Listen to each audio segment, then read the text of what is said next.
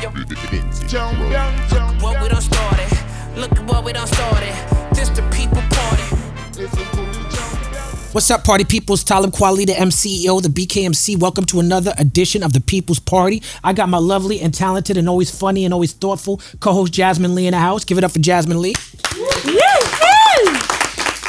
A lot of people watch this show. First of all, I want to thank everybody for constantly supporting us week after week. But a lot of people ask us in the comments why Jasmin is not seated at the table with myself and the guests. Jasmin, why don't you tell them? Because I'm the on-screen producer, I have to be over here and look over and make sure everything runs smoothly. Right. They be giving her notes. That's why she got headphones. Yes, there's behind the scenes stuff that y'all don't see going on. Now, speaking of behind the scenes, this next guest has been behind the scenes while I've been recording a lot of my music. He's been a lot of studio sessions with me because he's a good friend of mine. I've known this gentleman for over 20 years. When you know somebody for that long, that's a blessing, as my man Sway would say. He is a master at his craft. He is a film and television actor. He's been in some of the biggest movies that you've ever seen. He's delivered some incredible performances, from Zebrahead to Higher Learning to Bamboozled to Boston Public, Prison Break, Deep Blue Sea. His current situation is a show called Atypical. This man is a sports guru. He is a podcaster. He is a hip hop aficionado. One of the biggest public, famous fans of hip-hop in the world. Ladies and gentlemen, the People's Party welcomes Michael Rapaport. What up, Mike? That was a nice intro, Paul. I appreciate that. How's everybody doing, Jasmin? Such a great smile. Thank you. Trying to compete with me. How you doing, Mike? I'm good. Thanks for having me, Kwa. Hey, man, Congratulations on the show. I'm trying to come in your lane now. You're doing great. The podcast I love the show. lane. You're smart. Questions are good. You're controversial. Okay. Shit talker. I'm trying to be like you. Come on, you're doing the damn thing. So I'm glad to be here. Nice no doubt. Up here, and checking it out, Kwa. I'm ready to rock. You ready to rock? Because we're gonna get into some things. Let's get into this. All This is gonna of it. be a hot show because you are a controversial figure. I know, it's funny. The internet, sort of has pushed me into controversial figure. I mean, I've always been a shit talker. It's the same person, I think, because, a lot of times I'll go blah, blah, blah, blah, blah. And whether it's about sports, politics, or hip hop, or whatever it might be, the internet has made it more accessible. And I think that, you're definitely probably the only person who I know you're crazier than me on Twitter. Oh, yes, you're fucking crazy. You jump in and help though. Yeah, you curse. I always jump in and help because the one thing I want to say to you publicly is you have to check. You, Kweli, have to check the followers. Let's just make a rule. If they have less than 100 followers.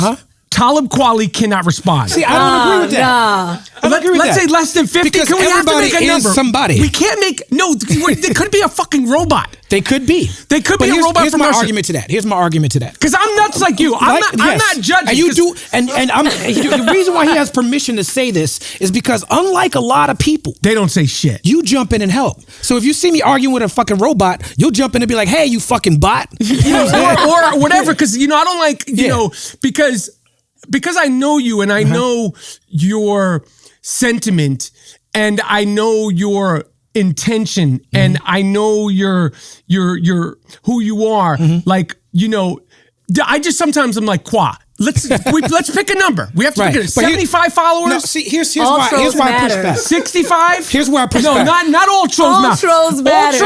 All trolls can eat a dick. And if they, but go ahead. But here's what it is. When you see me, first of all, John Henrik Clark, classic black scholar. Okay. He said, I debate my equals, everybody else gets taught. So when you see me on Twitter, clearly these people are not my intellectual equals. We're not talking about as human beings. Clearly we all deserve this, unless you're a bot. Clearly we all have the same human rights, right? So my intellectual equals, I'm debating you. So when there was me and Lupe Fiasco had a debate on Twitter years ago. I'll debate Lupe on Twitter. I'll debate Mark Lamont Hill on Twitter. I'll debate Michael Rapaport on Twitter. I see y'all as my intellectual equals. I'm not debating or arguing with a troll. What I'm doing is I'm exposing and confronting him. There is no argument. There isn't, because he's not equipped to. rightfully so, he doesn't deserve to have an argument with me. I got you. So what I'm debating with is not the troll, it's the idea. You don't have to, because I'm nuts like you. I'm just saying, you don't have to explain it to me. Right. I'm debating ideas. I told you this once before, Qua. You know that you're the one who introduced me to Twitter? I'm sure. Do you remember this? When I was shooting the Tribe documentary, yes, when I was shooting the Tribe documentary, we were at some fucking overpacked party in the overpacked VIP section that was probably more uncomfortable than the regular section. Right. And you said something about Twitter, and then you explained to me Twitter, and you were like, watch, I'll tweet Questlove right now. And he was right over there, and like you tweeted him. And this is what early Questlove is the person that told me about Twitter. Right. Wow. So then Questlove like looked up at you like while you tweeted him, and then but if it hadn't been for you, I might not. So it's my fault that you're a controversial figure. Yes, I'm a controversial social media figure because of Talib Kweli. So let me give the audience some context. We've known each other for a long time. Yes. Like I said in the intro, you were called White Mike back in the day. Yes. You run around Brooklyn and Uptown and all that. And you actually spent some time at Erasmus Hall High School, which is the high school that my mother went to. I didn't go there with your mom. No disrespect to mom, dude. She was there in the 50s. Yes. You then went to King. Martin Luther King. Right? Yep. Now, Martin Luther King, I used to go to like LaGuardia. They used to have the ill gospel concerts back in the days. And Martin Luther King kids used to beat up the LaGuardia kids. Speak on it, Qua. Were you a bully?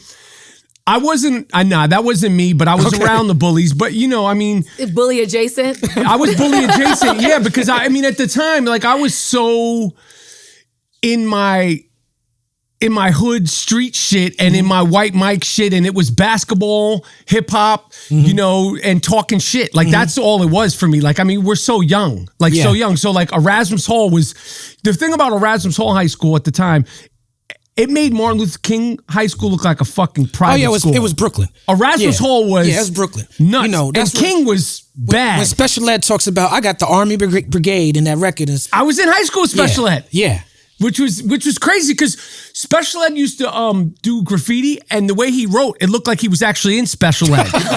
But when Special Ed broke with I Got It Made, that was a fucking huge. We don't, like, you look Shout like out to Eddie Archer. It looks like old school record, but like when that song dropped, hip hop was so far and few between, and you heard it when you heard it.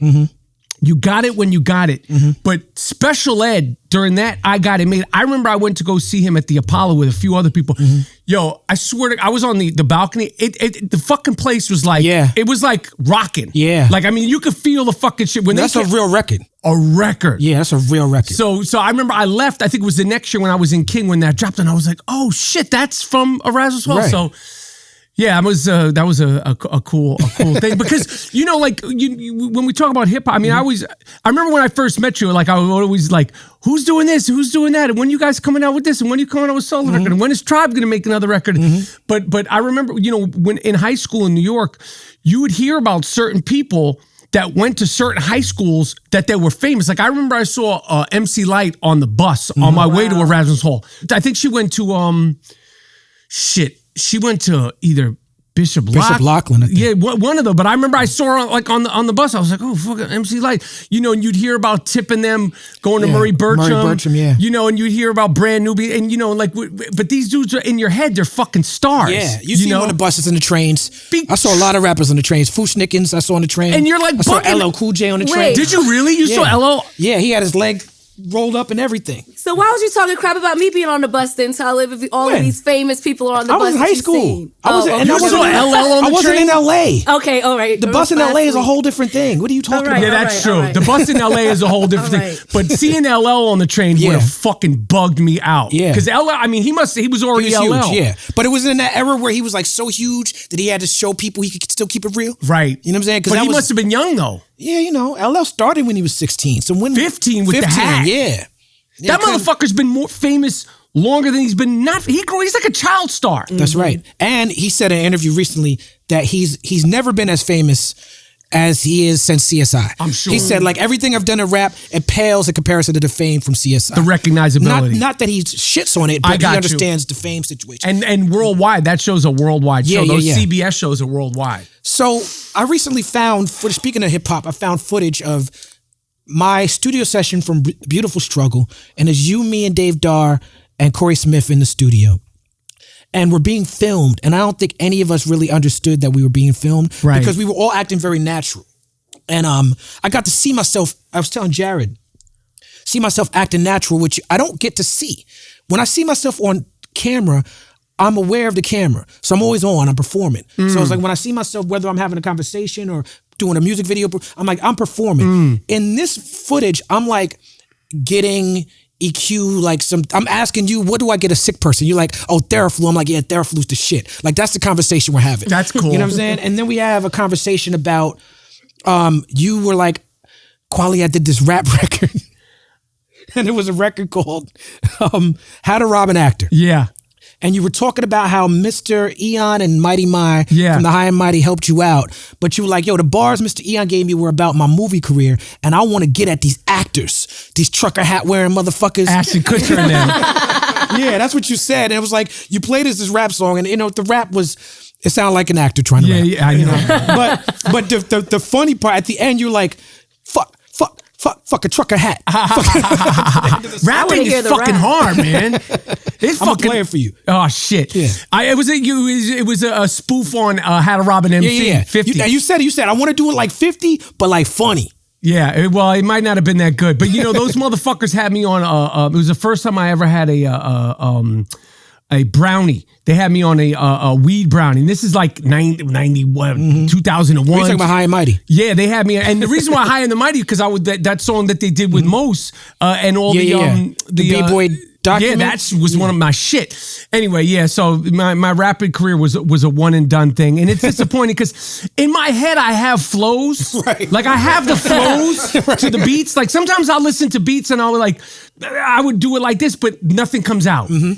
So I respect it, but like I've never gotten that past like my first line, maybe 4 lines. I can't get past that fifth line, like a 16, a 32. I can't do it. Quad. Now you maybe you can't rap that good, but you found a way to, like, early in your life, just being a white kid in New York, you always seem to fall in with the black crowd and just being called White Mike. Like, I use you as a reference point. A lot of white people, as you see on Twitter, come at me and they get upset. And they be like, why do you call us white boys? And I'm like, I know a guy named White Mike. He doesn't mind that. But don't even explain that shit to these people. Call them white boys, crackers. Because there's a difference between, like, if you're a shitbag, you're gonna get a fit. Like the White Mike thing, because Mike is not like Talib Kweli. Right. It's there's a lot of Mikes. It's an so there was Fat Mike, Black Mike, Ugly Mike, Short Mike, Dusty Mike, right. And I was White Mike. Right. You know, so that's just what it came from, and it flows good. You know, I was Mighty Whitey for a little bit, but White Mike stuck for a minute when I was Mighty a king Whitey. Because the song came out. I was Milk for a minute, but White Mike, Milk like the rapper. Yeah, Milk is chilling because that shit popped off. So I was Milk because I was. But remember, there was a white rapper named Milk too. Yes, I forgot that there was a black rapper named Milk first that he bit from. That together before that, milk, not chocolate milk. Yeah. But the White Mike shit never bothered me, and you know, like being around black people when I'm that young. You know, it all came from basketball. You know, like I grew up in Manhattan, and I was pretty good at basketball. By the time I was like 12, they were like, you need to go to other neighborhoods. You need to go to other neighborhoods and play against better people. So I went to, you know, this boys club, the Madison Square, yeah, downtown. Played boys there, met a friend who was from Brownsville. I'm 12. I don't fucking know nothing. You're 12. Yo, you play ball? Cool, you play ball? Bet, yo, come to my crib. All right, bet. I come out there, to Brownsville. It's in the projects, Howard Projects. You know, and at the time I knew it was kind of like he gave me a little pep talk. Like, yo, when we come out here, you don't call no bullshit fouls, no blood, no foul. Don't call no bullshit fouls. You'll be good. But, you know, when I walked in the projects of Brownsville in 82, this is fucking 82, it was literally like an alien landed. Because there were no white people. But when you're 12 years old, like, you're just there, like, chilling and shit. But, like, I remember, this is a true story, like walking through Howard in 82, these little kids came up to me and they were touching me. I'm talking about like 5, 6 years old. And the mom was like, they never touched a white person before. That was me. But that was you. Oh, good to see you again. But like, you know, like I went out there and like, it was like that whole experience of going to Brownsville, playing ball, being exposed to what that was, not just playing ball, like in the fucking projects of Howard. Never ran, never will. Never ran, never will. Yeah. And and dealing with the, people checking you and people trying to see what's up and, that. And then, like a few years later, hanging out in Harlem with all the fucking people that people rap about and make movies about and, being out and amongst all that shit. And it was all basketball and shit talk. I wasn't no tough guy. Like, when you were a kid, especially in the 80s, it's like, can you rhyme? Can you fight? Are you a smart kid? Can you play ball? Can you talk shit? I was like better at talking shit, but I also played balls. And it was like I wasn't there to fuck with nobody. So people would try you and shit like that. But it was such a blessing to be out and be from Manhattan, from the East Side, and like be amongst that shit. And it informed who I am. And I cherish those times and those days and that exposure to just a different shit that was going on for me, and just all the hip hop and chasing basketball games and when he's about 15, 16, 17, going to the clubs, going to Union Square, going to Latin Quarters, going to the rooftop, seeing Biz Markie at the rooftop, seeing Sparky D on stage. Like I'm on, being amongst Red Alert's DJ and being in there where MC Search was in there, like D Nice, like we were fucking kids, but like. That's when you're that young. Like, I remember I was in Latin Quarters, remember the group Uptown, Finesse and Sinquist? Oh, absolutely. I got Sinquist's phone number. Like I bagged Sinquist's phone number. Like that was as far as it went. But like that was like, being in the club, you see Salt and Pepper. I literally walked it. Like that shit was like fucking big deal. You know what I mean? So it was what it was. It wasn't anything intentional and like, it wasn't planned out and it was basketball and hip hop. And then, eventually chasing chicks. Right. You said that when you went over to the projects, they gave you rules about calling bullshit fouls. Did they also give you rules about just maneuvering around, like how you should carry yourself? Or did you just kind of figure it out on your own? I was so young. The older dudes were like, took a liking to me. Like there was a few dudes in Howard that were like, yo, anybody, like literally, I remember one dude named, my man, I don't want to say his name, but my man Wink, he like went in the middle of, this is my motherfucking man right here. Anybody fuck with him, you fucking with me. Like it was like that type. But the thing that I liked about it, because I've always been unruly and, as I like to say, disruptive. The rules are very clear. You just knew who to fuck with, who not to fuck with, who to talk shit to, and who not to talk shit with. And if it went to another level, you would be shooting joints. Right. It was very clear, and I liked that. Right. I needed that, especially at that young age. I needed rules because I was out of control. Right. Your stepfather, Mark Leno, he was a co-owner of... Not true. Oh. Not true. But the improv. But okay. yeah. Oh, okay. Well, either way, you did move to LA to start stand-up. So we just had Anthony Anderson, and he was telling us about Tasty Tony, and that was, fucking mess. Yeah. Did you have a stand-up name? Like, how was your first time on the stage? My stand-up was always Michael Rapaport, but I started when I was 19, and I wanted to be the next Eddie Murphy.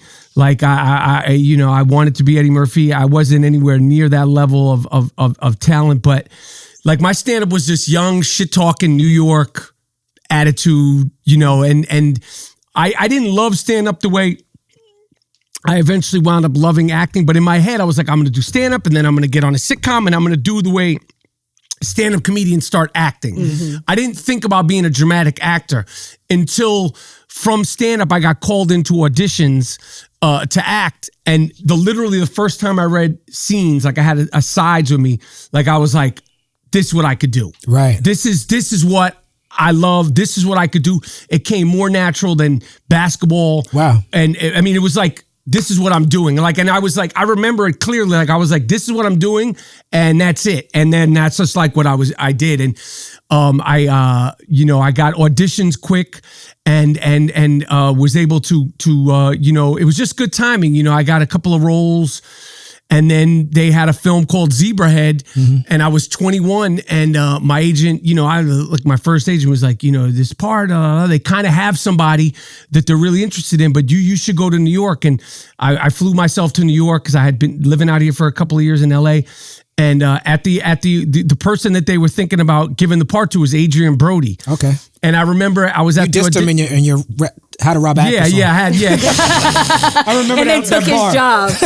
It all came back, but I remember Adrian was there and Nabushe Wright was there, and I was auditioning. We were all so young, but I remember I was sitting at a table, kind of like Nabushe was living in Brooklyn at the time, coming into Kiru all the time. Right. Yeah. And I said to Adrian Brody, we were chit chatting, and I was like, what school you go to? And he was like, LaGuardia, and I was like, cool. And he was like, what school you go to? And I was like, King. And I knew when I said King, like I knew I got this fucking part because my school used to rob your fucking school. Like you changed. But he knew too. Like I was like, yo, you're not, this is my, like I knew that was my fucking thing to get. Like, and I treated it like fighting, like the audition process to me, like I was on some Mike Tyson shit with the audition. I was like, it was like battle rapping to me. Like, yo, I'm getting it, even though it had nothing to do with me and him and the other people when you audition. For me, when I was young, that was my mentality when I auditioned. Like, yo, fuck you. You're trying to take my shit. I didn't know Adrian Brody was from New York until one day I was on a plane. I happened to be on a flight with him in first class. He didn't know who I was, but it was like right after that big movie that he did, was Piano, whatever the big one he did. And I remember he had on this immaculate suit on the flight. And I was thinking like, wow, he's flying in this suit. I was like, maybe I need to step up my gear game. And then like he went in the bathroom and he came out in a velour tracksuit. And I was like, that motherfucker's from New York. You know what I'm saying? Yes. I could tell. Like he switched his shit up to like a zucchini suit or some fila shit. It was crazy. Now speaking of Zebrahead was like your big splash. Yep. Zebrahead at that time was a very brave movie in the way that it dealt with race. That movie, for better or for worse, endeared you to black film audiences, I think, and started you on a trajectory of being like the white guy in black movies. Did you feel like that was happening? Did you see that happening when it was happening? I felt like it was happening. I mean, I related to that character. I mean, that was like a toned down version of where I was in my life, when I did that. But I was comfortable with it. I was excited about it. I understood it. I understood the sort of fish out of water. I understood, being the only white dude in the room. I was aware of that, being, involved with black films or whatever. But it was like, I just wanted to be in films. Like, when I did Higher Learning, that was like the second black film. I did the tiny little part in Poetic Justice. Just because I had met the late great John Singleton. Shout out to John Singleton. And then, it wasn't like, oh, I'm doing a black film. I was like, I want to work with this motherfucker who directed Boys in the Hood. Yeah. Like I want to be in the movie with Tupac and Janet Jackson. It's like the hot shit. It's like if it was like there was a hot show, like it was like, yo, I want to. He was like, it's a small part. I was like, I just wanted to go to the fucking table reading to meet Janet Jackson and to meet Tupac. Like I just wanted to. He was like, we'll do something great. Did you meet Q-Tip back then? I had already met Tip. Okay. Yep, but I met Tip. I had met Tip because that was his big acting debut. Yes. Yeah. I met him. I believe Tip wasn't at the read through. Like he was the only one. I think Q-Tip did the read through. I may not be right about this, but I think Q-Tip was on speakerphone, and you could hear just his voice, which and it's so nasally. Yeah. But I mean Janet, Pac, Regina King, who I've always loved. Joe Torre. Yeah. John, and I, at the time you're so young and you're so excited about being an actor and being in film and meeting people and like, and being around people that you have such reverence for before you even, like when I did Higher Learning, when I auditioned for Higher Learning, Cube had already done Boys in the Hood, and obviously I was introduced to him through NWA and then all the social, but like to be a part to like, John's like, come to Sony. I'm gonna have you read these scenes with Ice Cube. Right. I'm like 2 hours early to get there. I'm so fucking amped up to do this shit. And this is Cube when he, the chipped tooth might not have been fixed, and you're still like, what the fuck? It's Ice Cube. Like I was bugging off of him, I was tripping out off of him. But like I was just so hyped to have the opportunity and to do it. And I was just so excited about the whole everything, the acting, and with his black films, True Romance, it didn't make a fucking difference. Right. Like all those actors and like those movies in that time was just so exciting for me. Yeah, Hard Learning came out when I was in high school. Damn, were you in high school? I was in high school, and I went to a boarding school. I went to Brooklyn Tech. I got kicked out. I was sent to boarding school. My boarding school campus resembled the demographics. I felt like Omar Epps in Higher Learning. I remember going to see that movie, and you were fucking scary good, bro. You were like almost too good as a skinhead. Yeah. It was like the capital you gained from Zebrahead, you depleted all of it. Yeah. You know what I'm saying? Like, yeah. But back in those days when I was in boarding school in Connecticut, you knew a racist motherfucker when you saw him. You knew a skinhead when you saw him. He had a skinhead. He had the Doc Marten boots. He had a tie a certain way. Now on the internet, you got guys looking like Ben Shapiro. You got guys who are more meek and this and that and this. Do you feel like there's a huge difference between how the skinhead was portrayed then and what they call the alt-right now? Man, that's a good question. I'll be honest, man. I'm so in a way like insulated in some ways, but what I do know and what my instinct tells me is that I feel like in the last 3 years, the repression of the Obama, has sort of come out. I really feel like the reason why some people are so acceptable with Trump because it's not a black president. He could grab the pussy. He could lie. He ain't black. He can do this. He ain't black. He could do that. He's not a fucking black dude. And I may be wrong about that, but that's why my instinct keeps telling me. And that's what my father even agrees with me about that. Right. And as far as like who's racist, who's not racist, I never had, I didn't ever consider, like you say, white Mike, white boy, like that kind of shit, like white Mike, white boy. White Mike is a nickname. White boy. Who's this white boy? You could kind of like, who is this white boy? I didn't take offense to that. You're in an all black neighborhood. Who is this white boy? Right. You know what I mean? Right. And that's a reasonable question. Right. Why? There's 100 black people. Who is this white? Why is this fucking? Why is he here? That's an understandable question. So I didn't take offense to that. And I don't look at that as racist or prejudice, and whatever's going on now, I don't have the fucking answer. I mean, if I had the answer, I would be, I'd be running for president. But I think it's complicated, now, and the thing that concerns me the most about it is the repression of it and the hiding of it, because I feel like with all this,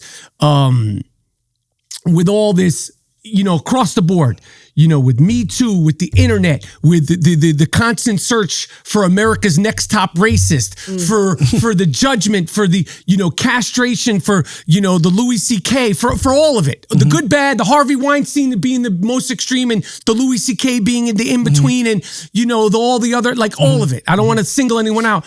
People are going to keep their feelings and their thoughts more to themselves. And that is a concern to me.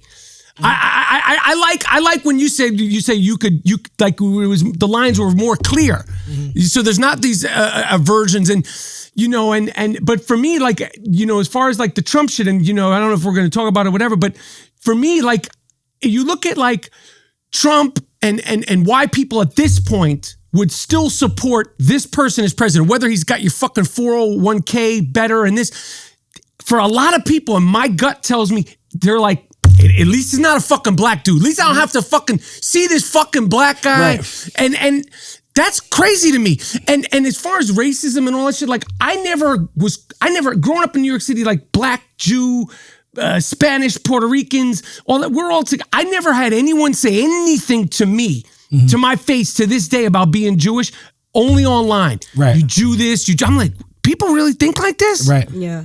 People say wild shit. Like I never had this in my entire life until social media. Like till you brought me on Twitter. Right. Oh, it's your fault again. What were you about to say, Jeff? Because you were saying that you think that racism is more hidden now because of the cancel culture. Because I think that racism is more apparent now, that people are definitely not afraid to come out and say what they want to say. Well, from anonymous accounts, though. It doesn't matter if it's anonymous accounts. You're still knowing that it's existing. But social media is, you could, that's what I think. I think that people are going to be even more careful to watch what they say. Watch it. I think like the social media, you could say, that's why I'm like, sometimes I'm like, you know, like a person will say something to me and they'll have a picture of them, of what appears to be a black person. I'm like, who the fuck? I don't even know who I'm talking to. Who am I even talking to? I could put a picture of myself as fucking Asian woman. You think you're talking to an Asian woman because of the picture? I'm like, I don't know who you are. Who the fuck are you? Like, you know, and like your opinion about me. I don't know you. That's where you been? To me, because I think both things are actually very true. I think that the social media allows people to have the bravery, because they can hide behind these avatars, to say things they wouldn't say to your face. Back in the day, you had to really get out there to be racist. You did. You had to put on, you had to shave your head, you had to get be out Remy. there. You know what I'm saying? You had to put an effort in. You had to put that work in. Now you could be like, yo, you could go online and be like, I voted for Obama, but you know what I'm saying? And then you could hide behind a thing, but it's like people are hiding more, but the racism is increasing. But I think that's to answer your question. That's why I do what I do on social media, because I feel like in that space, calling them out, we have to combat it. And I do understand that not everybody has the time or effort. I was listening to a Rhapsody interview recently, and she was talking about in North Carolina, they don't play no North Carolina artists on the radio. So if you're somebody from North Carolina who wants to get into North Carolina hip hop, you got to work for it. But most people are working class, they got kids, they got shit to do. They don't have time to go search for the hip hop they like. They turn on the radio, and that's the extent of it. You know what I'm saying? And I think it's the same thing with social media. It's like people look at it. People, I think, make the mistake of saying social media bigotry is not real. But then it is real. But we ignore it. You know, racism is not logical. It's not some logical things. If you ignore them, they go away. Like as a logical person, if a guy was coming at you and he stop, he's just gonna go away after a certain point. Racism is like, don't follow rules of logic at all. You ignore it, it gets stronger. It just keeps growing. Yeah, I understand, and I honestly, like the shit with the Jewish shit to me, and But see, even with the Jewish shit, they have to have research to, and it's not something they can see in the face.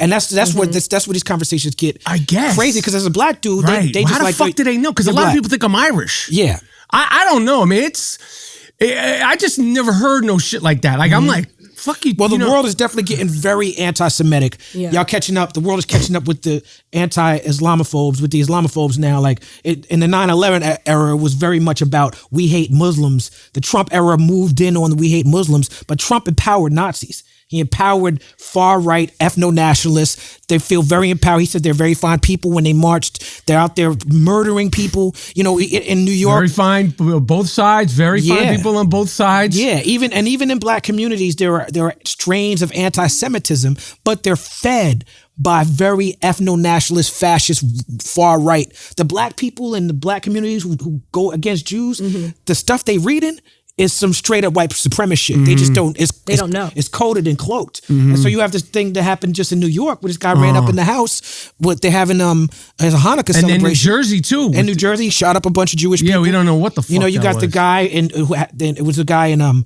was it Pittsburgh? The guy in Pittsburgh the year before. Like, it's a situation. But that's why social media is so important, because it brings light to these things. Because these things have been happening and we just didn't know about them.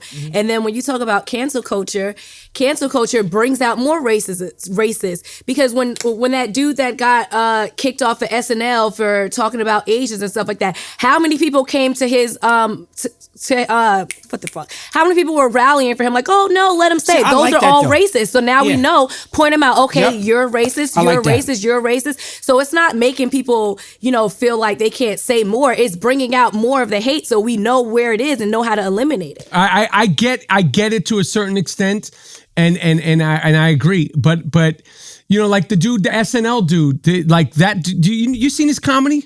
I've not seen his comedy. I've read some of his jokes. Like like that whole thing. Like to me, it's like for that dude specifically, I'm like they shouldn't have fired him. You don't What? think so? Nope. Are I you think he should have got serious? fired. They shouldn't have got fired. I think he should have never got hired. And that's what it is. What do you they mean? should have vetted him Because better. I think that what Lorne Michaels and they acknowledged this. They came out and they said, you know what, we didn't vet him properly. Exactly. They were trying what they were trying to do is they were trying to have a conservative voice or at least a voice to push back because SNL is a very liberal show. Right. It's the writer's room, the jokes are very, very anti-GOP. And so because it's a show for America, Lorne and them, they were trying to give America a voice. But the problem is that there's too much, in my opinion, there's too many strains in the GOP that are not at all about conservatism. Mm-hmm. You know, that's why there's no, you can't, who are the funny GOP comics? Dennis Miller? Who are the funny ones? Mm-hmm. You know, like Dennis Miller might be the only one, and it's because of his experience as a liberal on SNL. Right. If he didn't have that experience, it was like they were trying to do something that was impossible. Being around those liberal comedians. Yeah. Because that is one thing motherfuckers can't argue. The Republicans are not as funny as the Democrats. They're not. Why do you feel like he shouldn't have been fired? Because I feel like based on I met him before the whole thing, just like 2 months before the whole thing, and he's a funny fucking comedian. And then when I saw the joke, which I saw the clip of it. I feel like you got hired. You didn't if they didn't vet him, and I feel like especially comedians, people talk shit. People say things. People make jokes. You know, people like we could say things.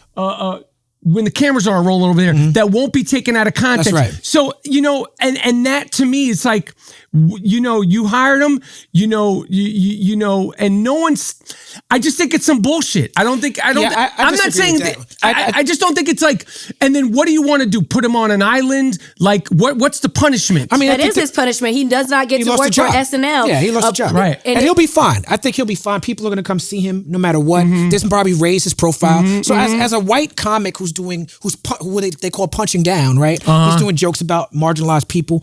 He'll be fine. So I don't have too much sympathy for him. My thing is, the reason why I think they made the decision, you know what I'm saying? The reason why I think that he should have been fired is because of his response. Like his response was unapologetic. I don't think he understands the issue. And I think that, you know, it's you gotta be fucking funny. You know what I'm saying? Like I you know, you said he was. I haven't seen his. He's funny. You like. You would think he was funny. He's funny. The fact is, he was funny enough to get an audition on SNL. Yeah. And to get that job. And he got it just off stand up. Apparently. Yeah. So clearly there's talent there. Yes. Right. Because they're not slouches at SNL. No. Right. But I think that. You have to be so funny that your politics don't matter. I think what I like. And not only that, he was talking about things like this on his podcast. He wasn't even saying it on stage. Right. So these are his actual views.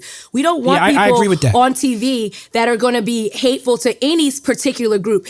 Comedy, yes, you can make fun of everybody, but if you're hateful towards Asians, you're hateful towards gays, then we don't want you on TV. But I don't know. I can't say whether, I don't know him well enough to say whether he's hateful or not, but I'm saying as far as like making jokes, especially comedians. Well, you're friends with Bill Burr, right? Yeah. Friendly, right? We're cool. I've seen him in press say nice things about you. Yeah. That's what I thought. Yeah. So Bill Burr, to me, what you're describing this guy as, and y'all could, as a comedian, you could correct me if I'm wrong. I feel like he was trying to do what Bill Burr does successfully, but just wasn't successful at it. In that clip. Yeah, I mean, like Bill Burr. Multiple clips. It wasn't just one. Yeah, it was multiple. Bill Burr is not politically correct. Bill Burr does not have what I would consider a progressive woke comedy act. But his comedy deals with sex and it deals with race. And he says things that are politically incorrect, but they're fucking funny. And they're done in a way where even if you disagree with his premise, you're like, I still can. And you don't feel like he's being hateful towards But the thing about the thing about like affording, like to being able to get away with it. Let's say I did the Dave Chappelle bit that he did about the Asians. I did it. It was my bit. I wrote it word for fucking. You can't do that bit. Done. Yeah, you're done. Bye. Yeah. But the reason why no other white comedian could do that is because I'm gonna tell you the white comedian who could do it. Who? The white comedian who has earned what Dave Chappelle has earned for himself. Now who's that guy? Maybe be Bill Burr. Bill Burr is the closest to it. But what I'm saying is like, and Bill's last special was he's talking a lot of shit too. I love the special. And it was I dope. loved it And too. it was the reason why he's able, fucked up. But there's a reason A lot of why, people didn't like it though, Yeah. especially him talking about Michelle. Yeah, but Obama, there's sorry. I agree. And so there's Yeah, I was and they tested came at for that point. Dave. Yeah. They came They for Dave. absolutely did. And I was like on Twitter like because somebody from it was one of those, it was Vice magazine and I think it wasn't a black girl. It was a white girl. She said something about she was going after Chapelle with his thing, and I'm like, you think you? I didn't say bitch, but the inflection was Be bitch. careful. I didn't say it. I didn't say it. I didn't say It should it. even been the inflection. But this is what my tone was. You think you? Because she said her agenda was to try to get him canceled. I'm like, you think you are going to cancel Dave Chappelle? I didn't say it, but in my head I'm thinking, bitch, and because thinking it and saying it right now is the same thing as actually saying it then. No, because I didn't say it, but in my head. But yeah, thinking it is pretty bad. But like, who do you think you are to think you are going to cancel Dave Chappelle? And why would that be something that you want to take on trying to do? yeah, I agree that Because that person, now it's like, I'm going to be the person to cancel Dave Chappelle. I'm the person who set off the dominoes to get Shane Gillis fired. I'm the person. And it's like, you're not doing it because you're doing it for other people. You want that credibility. And like, I was offended, number one, that you thought you were going to cancel Dave Chappelle. And number two, it's like, this is a comedy club. This is funny. And whether he's a black dude, white dude, Bill Burr, or any of these fucking, this shit's funny. But comedy is subjective. Comedy is subjective, but we're at a place now where if you do the old pie in the face, people go, that's bullying. Nah, that's just funny. It was funny on Laverne and Shirley, and it was funny on Lucy. But now you'd say, oh, well, why are you laughing about the pie in the face? That's comedy. I think that pie in the face is a little extreme. I think people would still laugh at that today. But the problem Try is... it. You'll put for bullying. Come put a pie in my face over here and you'll get over like, you bully Michael Rapaport.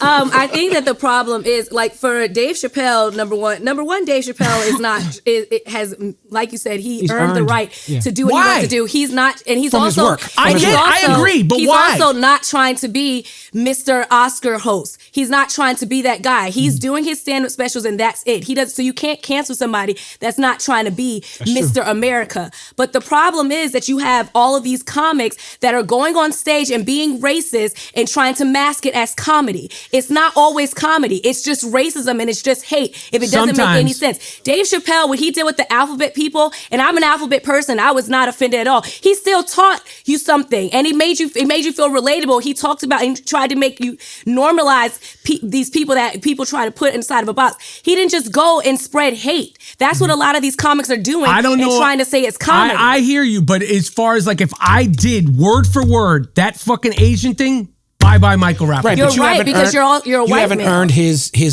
cultural capital. I understand that. I understand because that. of the work. I understand now, that. it would be the same as him like acting in Copland, or him like, it would be like he couldn't go and do a dramatic role in as good as you could do it. I think it's different. I think it's different in terms of and I just think it's different in terms of what you're allowed to say, who's allowed to say it, because of what. Is it because he's a black comic? Is it because he's the great black comic? Is it, it's just if Bill Burr did that, it would be. Yeah, I think Bill Burr has achieved that. I think Louis before the situation, because Louis would get on stage and say nigga. Yeah, I know. And I would never not agreed with that. I didn't have a problem with it because I liked the way I liked the story that he framed. Like when he says, why are you, when you say the N-word, you're putting the word in my head. Why don't you be responsible for the shitty words that you think? And I think that's a good joke. Where are you at with that? I was going to ask you this because I was like, when I saw, I actually, we were texting. Keep that thought, but before Louis and George Carlin. Yes. There's like, and Lenny Bruce. But it's because of the work. It has nothing to do whether they're white, they're black. Louis, he framed it in black. George Carlin, Lenny Bruce, Pryor,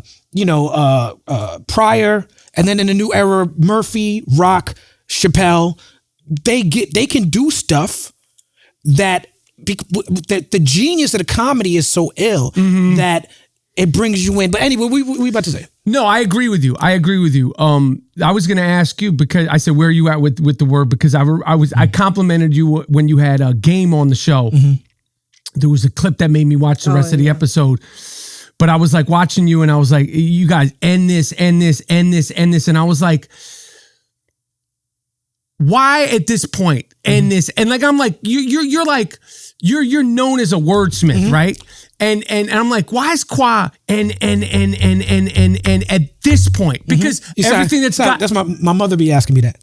At this point, like I'm like, I'm like, the word, I get the history of it. I get the fucking the taking the and power back to it. But I'm just like, the word has been so fucking. I mean, the songs that, I mean, god damn, I like the music and in the repetitiveness in the music. I'm just like, didn't Q-Tip, like the sucker N-word song, like he justified the use of it in that song. Great song. Yeah. And that song, he's justifying the use. I know, I understand. So, but I'm like, and it's like, we haven't moved off of it. Well, Pierce Morgan. Well, not me, because I ain't saying right. Pierce Morgan. We haven't moved off of it. Okay. Yeah. Pierce Morgan made that argument, asked that question publicly back in 2014, 2015. Were you on the show? I've never gone on his show. Oh, okay. No. But he just asked it in general. I wrote an essay called Nigga Please, right? It's on Medium. You should read it. I'm going to forward it to you. But it's an essay that breaks down why I started saying it, why I still say it, and what it means. Now, I'll say to you as my good friend, you have to be careful with how you approach that conversation because. But why do I have to be careful? That's just something that I don't like about race. If I ask this question, I shouldn't have to be careful.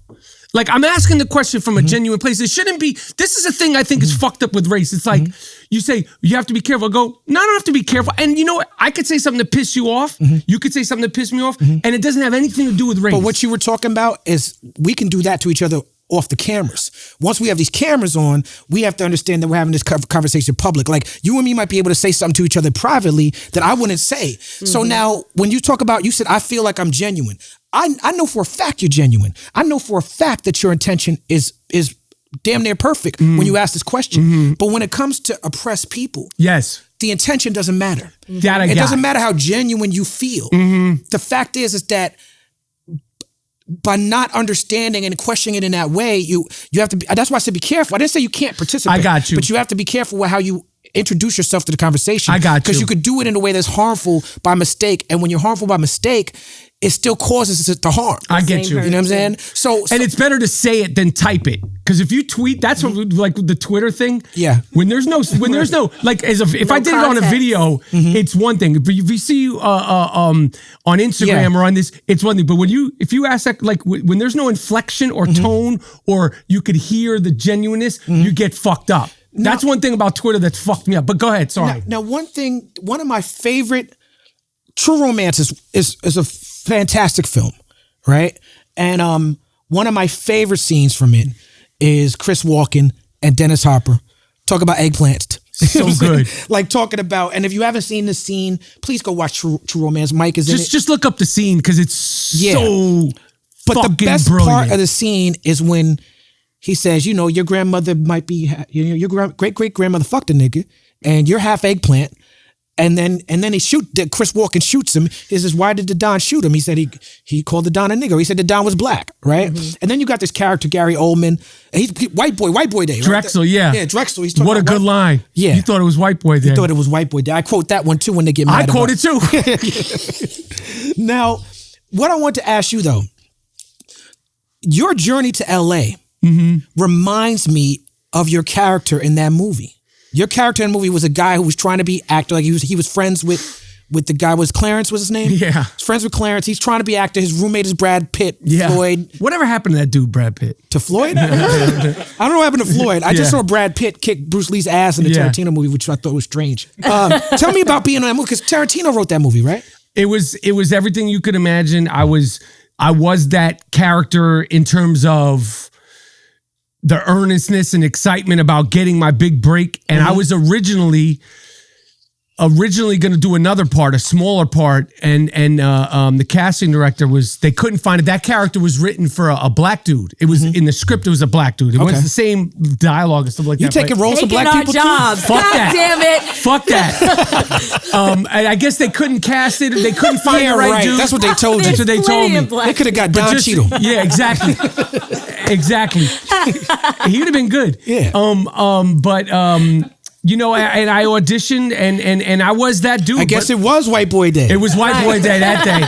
But you know, like I was that guy, and like, you know, there was so much excitement about that script going around, and that film and the cast, and I would go in there, and I remember like I was auditioning, like looking this way, and I looked behind me, there was the casting board, and they had Christian Slater and Patricia Arquette and Gary Oldman, and Christopher Walken, all their headshots, and I just remember looking at that shit, and like before the audition, and it was my time to get that part. Like I was that character, like in terms of the excitement about getting my big break. You were very excited, and to an extent, that's what True Romance was for me. Right, like you survived the shootout.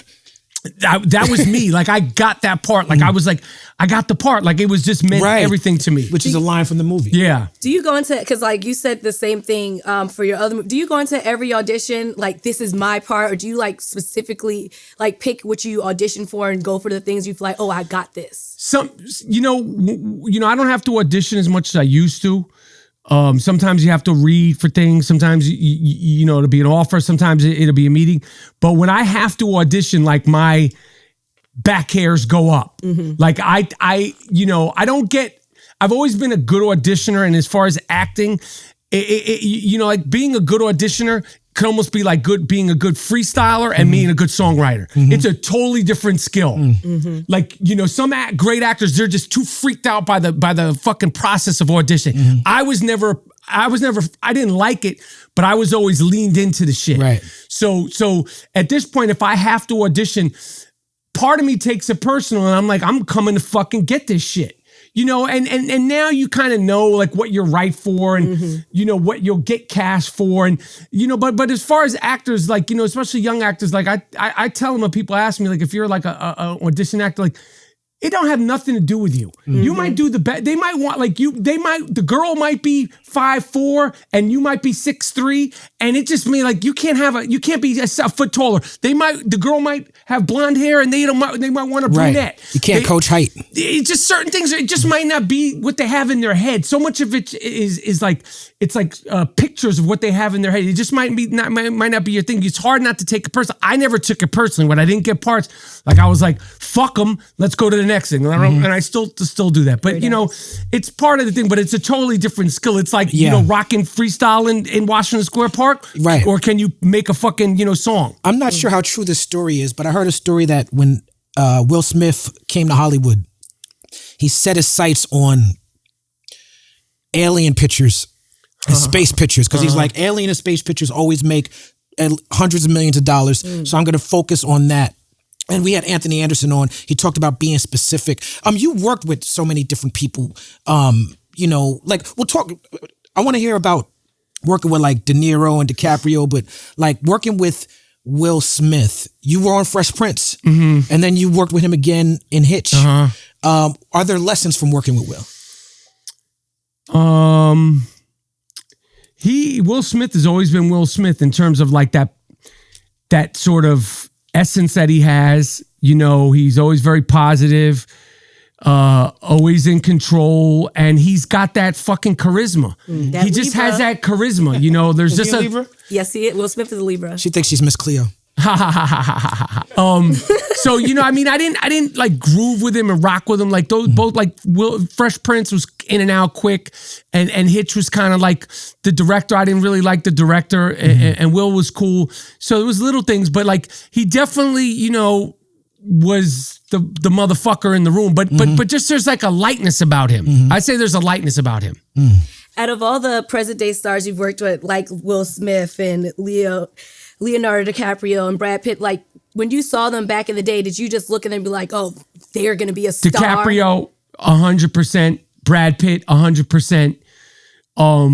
Leonardo, it's just a fucking charisma. It's like an it factor, you know, and you saw the talent and you just knew. You just knew, like Brad Pitt, you just knew. I mean, I think when he came out with Thelma and Louise, you were like, that's a fucking movie star. Yeah. And he superseded, so did Leonardo, superseded the expectations in terms of the way they've handled themselves, the fact that they are sort of like old school movie stars. They've improved throughout the years. They've taken chances as actors. You know, they have the look and the skills. It's like Denzel to me is the greatest movie star ever because he has the movie star looks and the skills of a great character actor. So when you have that, it's like, I think like Jennifer Lawrence will go down in history in my, like, she's still what, 26? She's brilliant. She'll go down as the greatest movie star ever from females because she has, if she wants to, but she has the looks and the chops. You know, she's beautiful, she's accessible, and you can see her, you know, gaining weight, losing weight, you know, taking a fucking tooth out, you know, to play other parts. And Leonardo, he just had it, and Brad Pitt fucking had it. You just, he just had it. And like when you watch him work, you know, young, like you were like, this motherfucker he just had it. You learn from them. I didn't learn so much from them because they're like peers, you know, and I didn't work deeply with either one of them. I'd probably learn more from them now, you know, but I like watching. Yeah, but for watching them, you know, like I just love that they both they take a lot of chances as actors. They both done a lot of shit that, you know, they didn't need to do, you know, as actors. You know, I worked with Leonardo quick, so it wasn't like I got to really watch him get down. And Brad Pitt also is quick, so I didn't get to really watch him get down. Like to learn from an actor that you're actually in scenes with, because you know when you're in scenes with people, you're rocking, you know. But when you know when you watch them on film, you could learn more. And if you do like a bunch of scenes, that's maybe where you could learn from them. Right. But those guys, it was quick. But I mean, I fuck with those guys hard, and I just. You know, both of those guys have been so famous for so long, and you'd be hard pressed to find anybody that has anything negative to say. You know, it's like I could walk out of this room. There's probably gonna be like two people like, this motherfucker was rude to me at the fun. You know, like to be that famous and have all eyes on you from movie set to award show to every fucking supermarket you go into, to every time you get a coffee. Like everybody, like I remember I saw a Leonardo at the Sports Chalet. Like 9:30. It was like when this place just opened on a Sunday. Right. I was in there with my kids getting something like before a game, and I ran into him. And there was probably about this many people in there, and everybody's just sitting around staring at him. Like he was around the register. So I was like, this is a fucking nightmare. I was with you last. I went to see Jasmin work at the Comedy Store, and because I am a real comic, contrary to popular belief. Comedian. But comedian, sorry. No, but whatever. It was Chapelle was there that night, and we went upstairs at Chapelle, and I saw Leo. He had his hat and the hoodie, and I had met him before at parties with like Q-Tip and stuff. But you know, the context is different when you're in a comedy club trying to enjoy.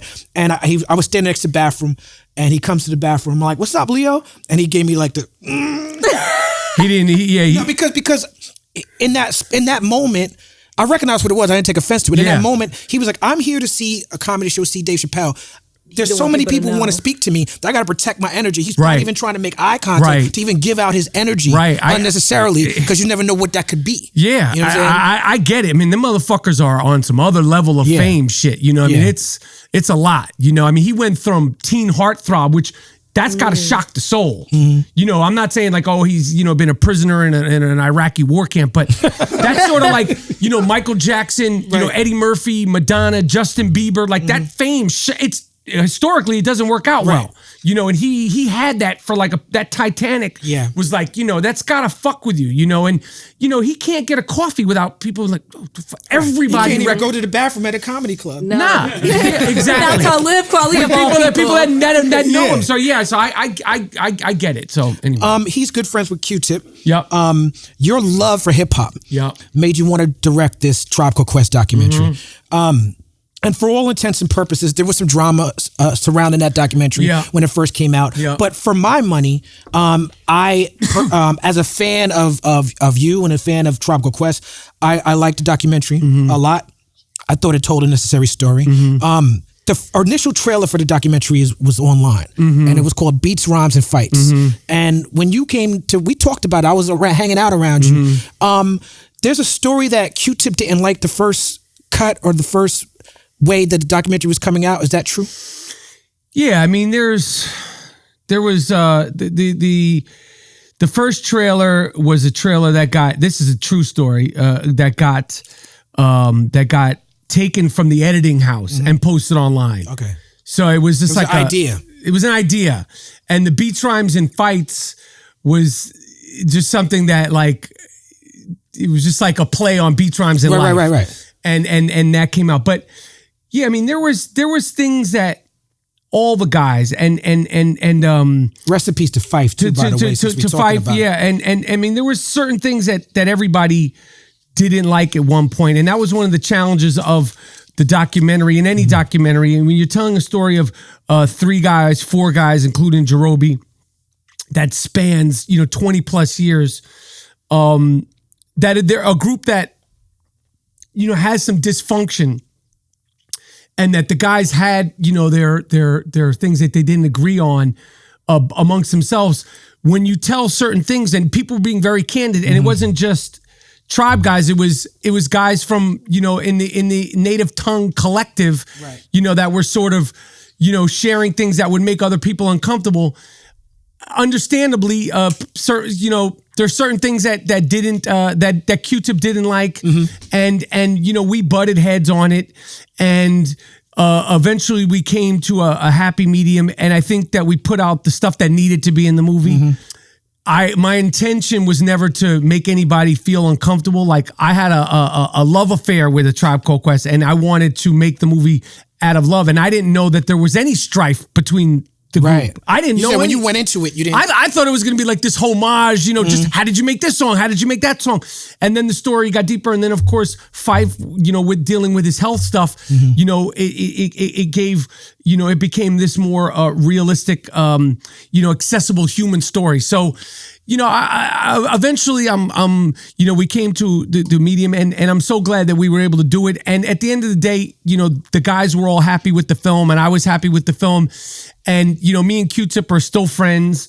And, I was just glad, with the passing of Fife, that I was able to tell the story because they deserve to have a documentary made about him at the highest end. And that's all my intentions were.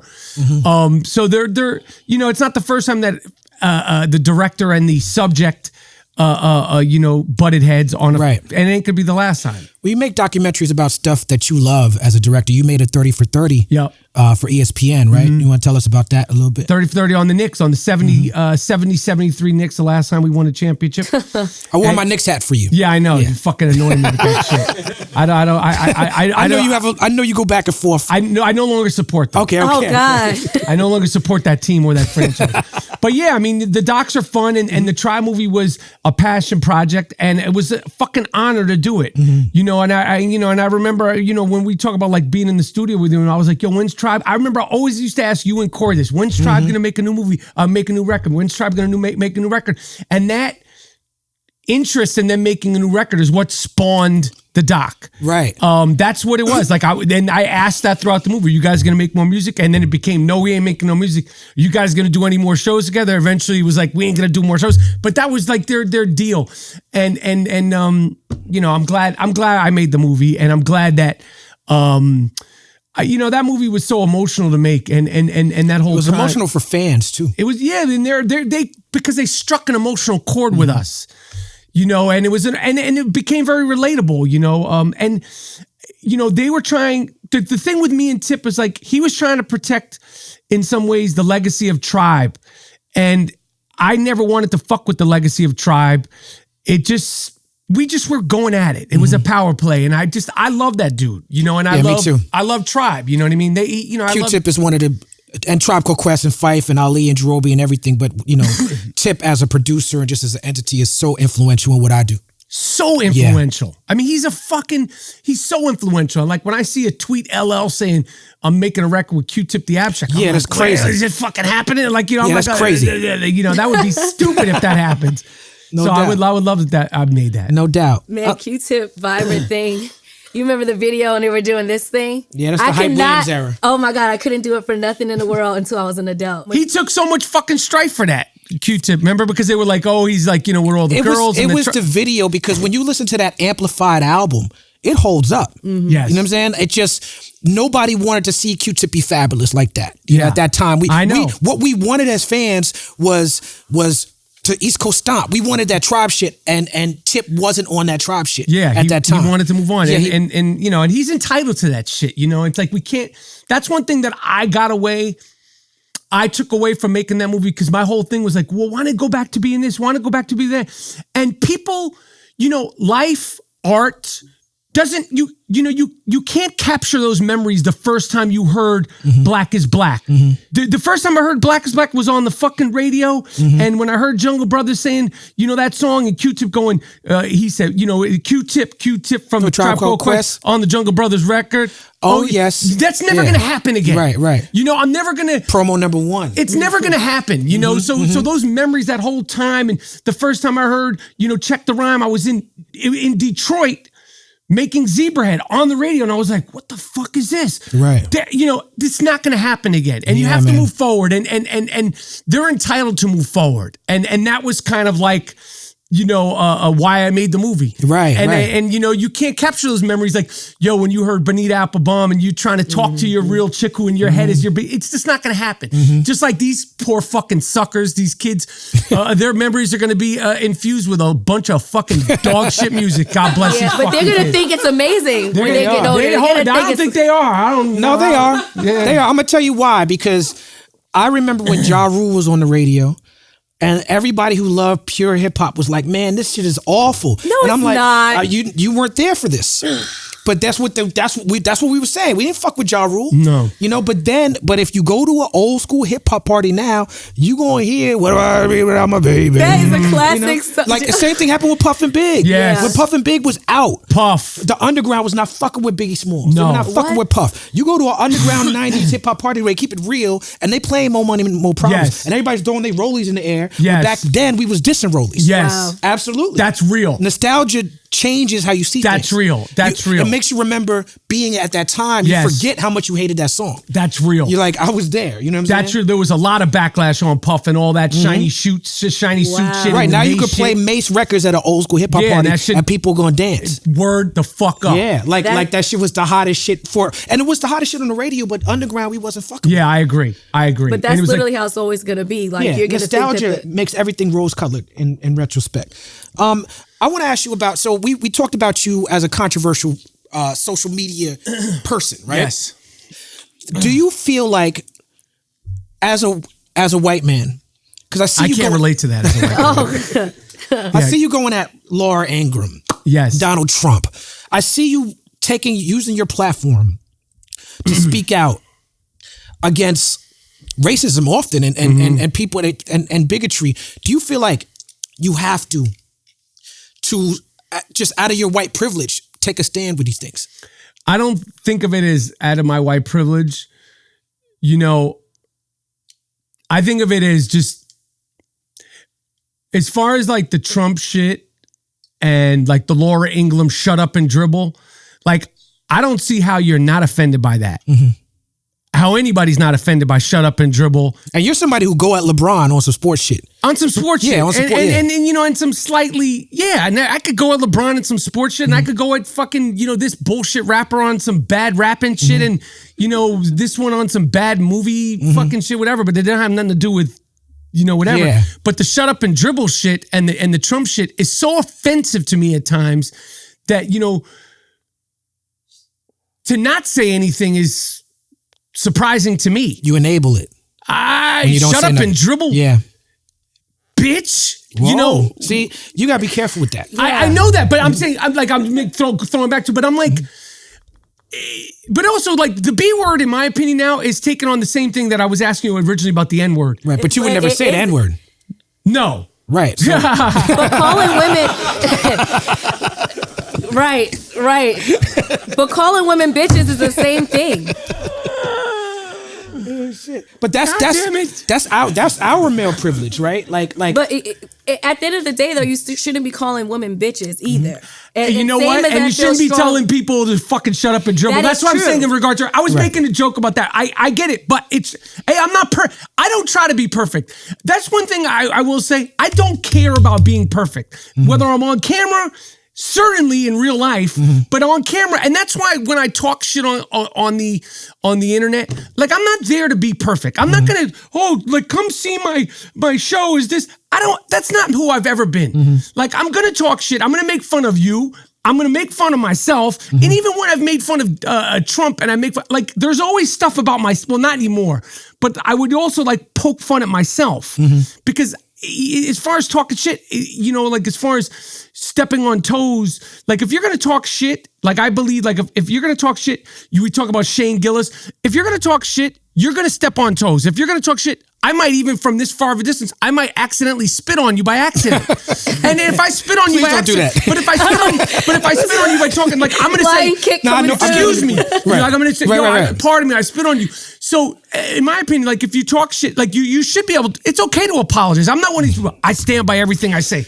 I fucking there's things I regret from this morning that I said. Right. So but as far as like the race and the saying things and all this stuff, like my father is a more toned down version of me, but like shut up and dribble, get the fuck out of here. Yeah, so you are able to, as a man, and I've taken a lot of flack for that shit. Yeah, no, I understand. You as a man, right? Just as a man, like you are able to see what's wrong with shut up and dribble. You're able to see it so clearly that you're expressing that you don't understand how other people don't see it, right? It's very clear to me. So yeah, because it's just shut up and dribble, you black motherfucker, and get the. That's and the while context. you're over there, clean my fucking car. That's the context. That's what it is. That's exactly right. Now, if you take that out of context, I'm going to be Shane Gillis. Right. We don't do that here. But that's you just put like shut up and dribble, you black. Like what do you went on Talib Kweli's? Here, the People's Party. We do not do that. No, but this is a good segue to get into, I think, the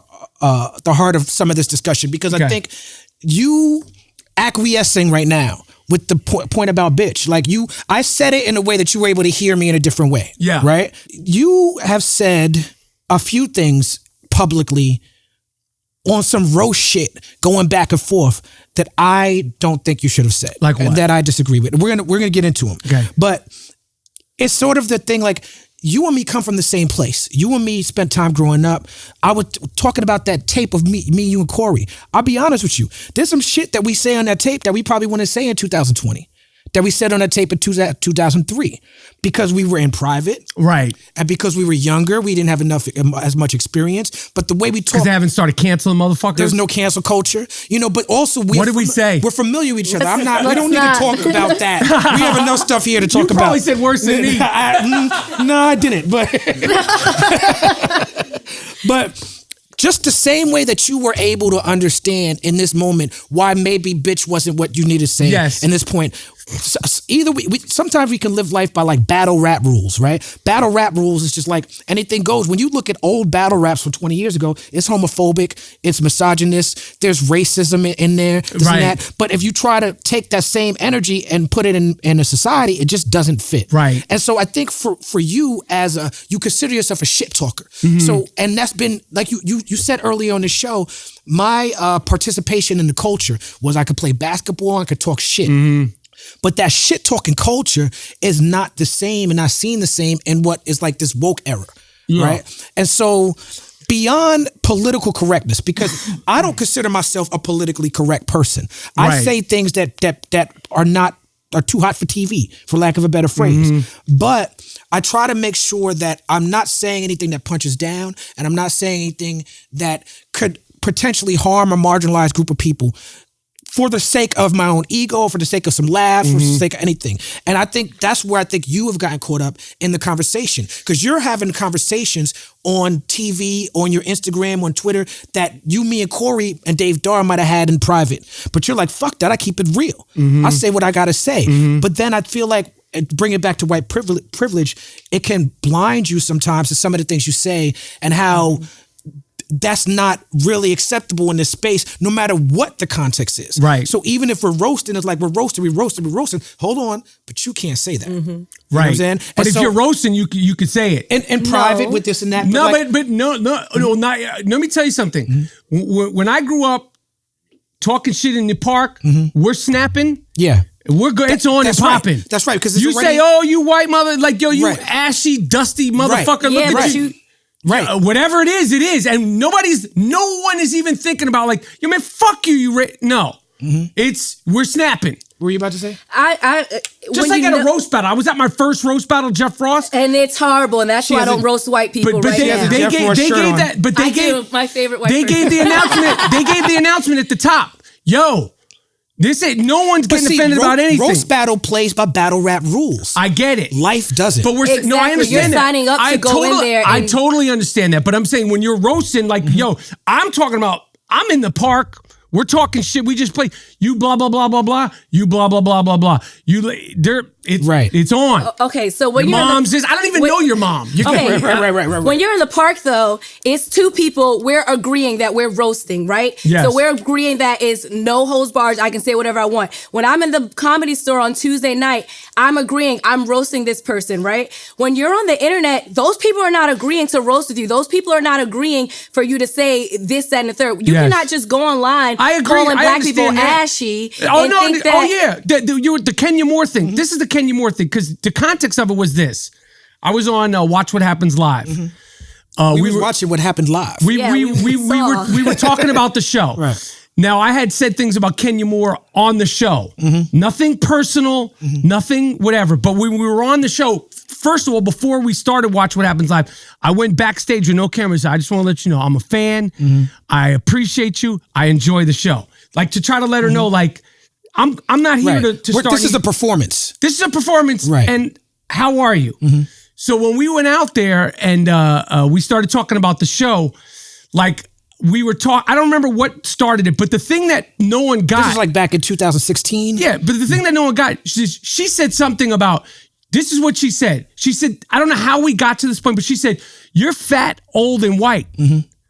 Now, I didn't say anything. No, you said that she was jealous of you. And she said, what? Am I jealous of a fat old white man? Whatever it is. Whatever it is. Whatever it is. You say, if I say you're jealous, because she had said something, but I don't remember whatever it was. Whatever it was nothing disparaging or personal. It was like shit talking. But when you go, you're fat, old, and white, I'm looking right at your ashy ankles. Your ankles are ashy. Now, if that has something to do, if to me, that's like, yo, you're talking shit. You're saying you're fat. Your ankles are ashy. Well, period. But see, here's the issue. I don't give a fuck if that's. I don't even understand how that could even be taken in any way, shape, or form as race. I'm gonna tell you why. Because your ankles are ashy. You're saying you're fat, old, and white. I'm saying, and you're on live TV with ashy ankles. I'm gonna tell you why. When you hear people talk about the word ashy, is it ever in reference to white people? No, but when you start saying you're fat, just because you're saying you're fat, like, what am I going to say? Right. You're fat? Then I'm saying, like, because I was looking at her back fat, and I was like, I could say something about her back fat, right? But then you're disparaging a woman who's got back fat. So it's like, how do you win? So I didn't, but the context of it was, I didn't say anything at the time. Later on in the show, we did the after show. She said something else, and I was like, yo, you're not playing me on TV. I don't give a fuck if you're white, black, man, white. You're not playing me on TV. It would have been better for you to call her fat because she just called you fat. If she would have said, excuse my language. You can be fat and black, but you can't be ashy. Like the ashy. You can't be ashy and white. Specific but Qua, her ankles were ashy. It doesn't matter. That's not the point. Yes, it does. Yes, it. You see, this is some. I've been growing up like I've grown up like with as far as a snap. And like you're saying, oh, you're fat, white, and this, or when you're younger, like, yo, your elbows are ashy. Like, yeah, but see, Mike, the reason, or it's like saying like your breath is bad. But it's not the same thing. It's not anybody's because your breath is bad. Anybody's breath could be bad. But her feet were actually ashy. But that's not the point. To me, it was. But it can't be. And we're on live TV. Like, you're saying you're fat, old, and white. I'm like, nah, that's not happening. But see, Mike, to me that has nothing to do with race. But and also like that, like it's like if you feel comfortable enough to say to me you're fat, old, and white on TV, I'm gonna say the only way to diffuse it is to make people laugh, and I'm laughing at the fact that you're actually on TV and you had a glam squad of 3 people. blowing you and tightening you into your dress, and you still got ashy feet. Okay. This is the thing, and this is what we're This trying is to some overly sensitive Okay, shit. but listen, Because if this we is were in what- the park and I said, yo, if you're talking But we're shit, not in the park. but we're on live TV, she's getting into some snap shit. But I'm 'cause trying to she's make you basically understand snapping. why it's offensive. So because maybe you don't understand. No, Let me get just talk for a second so Go I ahead. can explain to you. Okay, so Ashy is saying the only people that can be ashy are black. That is no, it is. Bill It's Burr did a thing about Ashy. It He's was not pretty ashy. funny. He's Yeah, not. that's not true. I could show you my It's got not Ashy. the same But thing. I It's get not it. the That's same I the saw thing. Bill Burr's So- bit, just to qualify, I saw Bill Burr's bit about ashiness. The reason why it's funny is because he's acknowledging that ashy is something that he wasn't aware of until he married a black woman. Right. So it still is correct to say that it's only in reference to black people that you saying that. But go ahead, what you say? So when it's something that's only in reference to black people, you cannot say that it's oversensitive if it's hurting someone's feelings or they feel like you're being racist towards them. If She can feel however she wants It's to not feel. just about what she felt. It's about what all black women right, are going to feel. because It's I was what offended all as black well. people are going to feel. That I called her, but Absolutely. Would you be offended if she said you're old, white, and you're fat, old, and white? So you could have called her old, fat, and explain why black. I'm explaining why that doesn't offend me. Because you, as a straight white male, right? When a black woman or a person of color or anybody says, "Well, you're white," it's like the Louis C.K. joke. Oh, you're reminding me that I own slaves. Like that's not the offensive. white's not what bothered me. Okay. The fat and old and white on live TV when I didn't say anything about the way she looked or anything But this like is what that. you're saying. What you're saying is that you're saying that two wrongs make a right, and that's not a position that I think can be defended. I don't think you could say because she was wrong, I decided to be wrong. I don't. We're not going to agree on this because Right. I don't think like when we're getting into name calling. If you're I can't say. I'd rather say you're ashy than call a woman fat on TV, knowing that my wife is watching the TV. I just feel like you get more trouble for that. But it happened so quick. But I'm like, you're not dissing me on TV. It's not happening. But there's without me other diss that you can do. And for you, as someone that, is so what if I say, rapper, your wig is crooked? Then you're Yes. talking about a black woman's No, wig. you're not. You're not talking. Bullshit. Everyone I wears don't- wigs. I don't agree. I agree. I think but everyone he's right. wears wigs. Black No, people are not the only women So- that wear wigs. No, but- White women wear wigs. Latino women wear wigs. Jasmin, you're right, but nobody is dissing a white woman for wearing a wig. Nobody's doing that. The only people they diss for wearing wigs is black women. And the reason why black women wear wigs is because they have to appear more European to get jobs. So I think that's what you're speaking to. You know that in your heart. You know that if you say to a black woman, your wig is crooked, you know that the offense is coming because you know the history of black women and what they had to deal with their hair to get jobs. So you understand that. But I think And if I also know that as a man saying to a woman, you're fat, then you're. I think you get that too. But I think Ashy to a black woman falls in that same category. And we're also acting as if Does it seem fair to you? I don't know, but there's a lot of things that white men get that are unfair that white men we're get. But I know also- this. I know this. You're not going to be popping shit to me and trying to make people laugh at me. I'm gonna. It's like a quick reflex. It's like boom, boom. So I'm looking at you. You look pretty woman. Kenya Moore is a pretty woman. I don't know whether she had a wig or not. I don't know if she did. But I'm looking at your ashy feet. You're calling me fat, black, and old.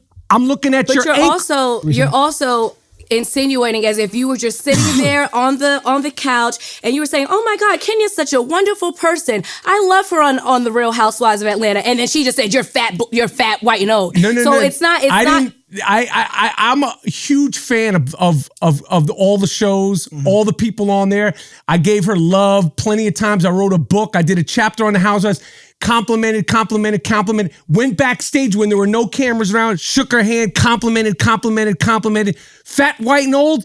Your ankles are ashy. And I wasn't lying. Okay, so I wasn't lying. Now that we're telling you that is something that is sensitive to black people, I can understand now why I can that was understand an why it would be issue. sensitive to black people, but you can understand why, as a person, whether I'm white or not, when you say I'm fat, old, and white, that's sensitive to me on TV. I disagree because look, there was a tweet years ago where this young lady wrote something like, "All damn men are trash," right?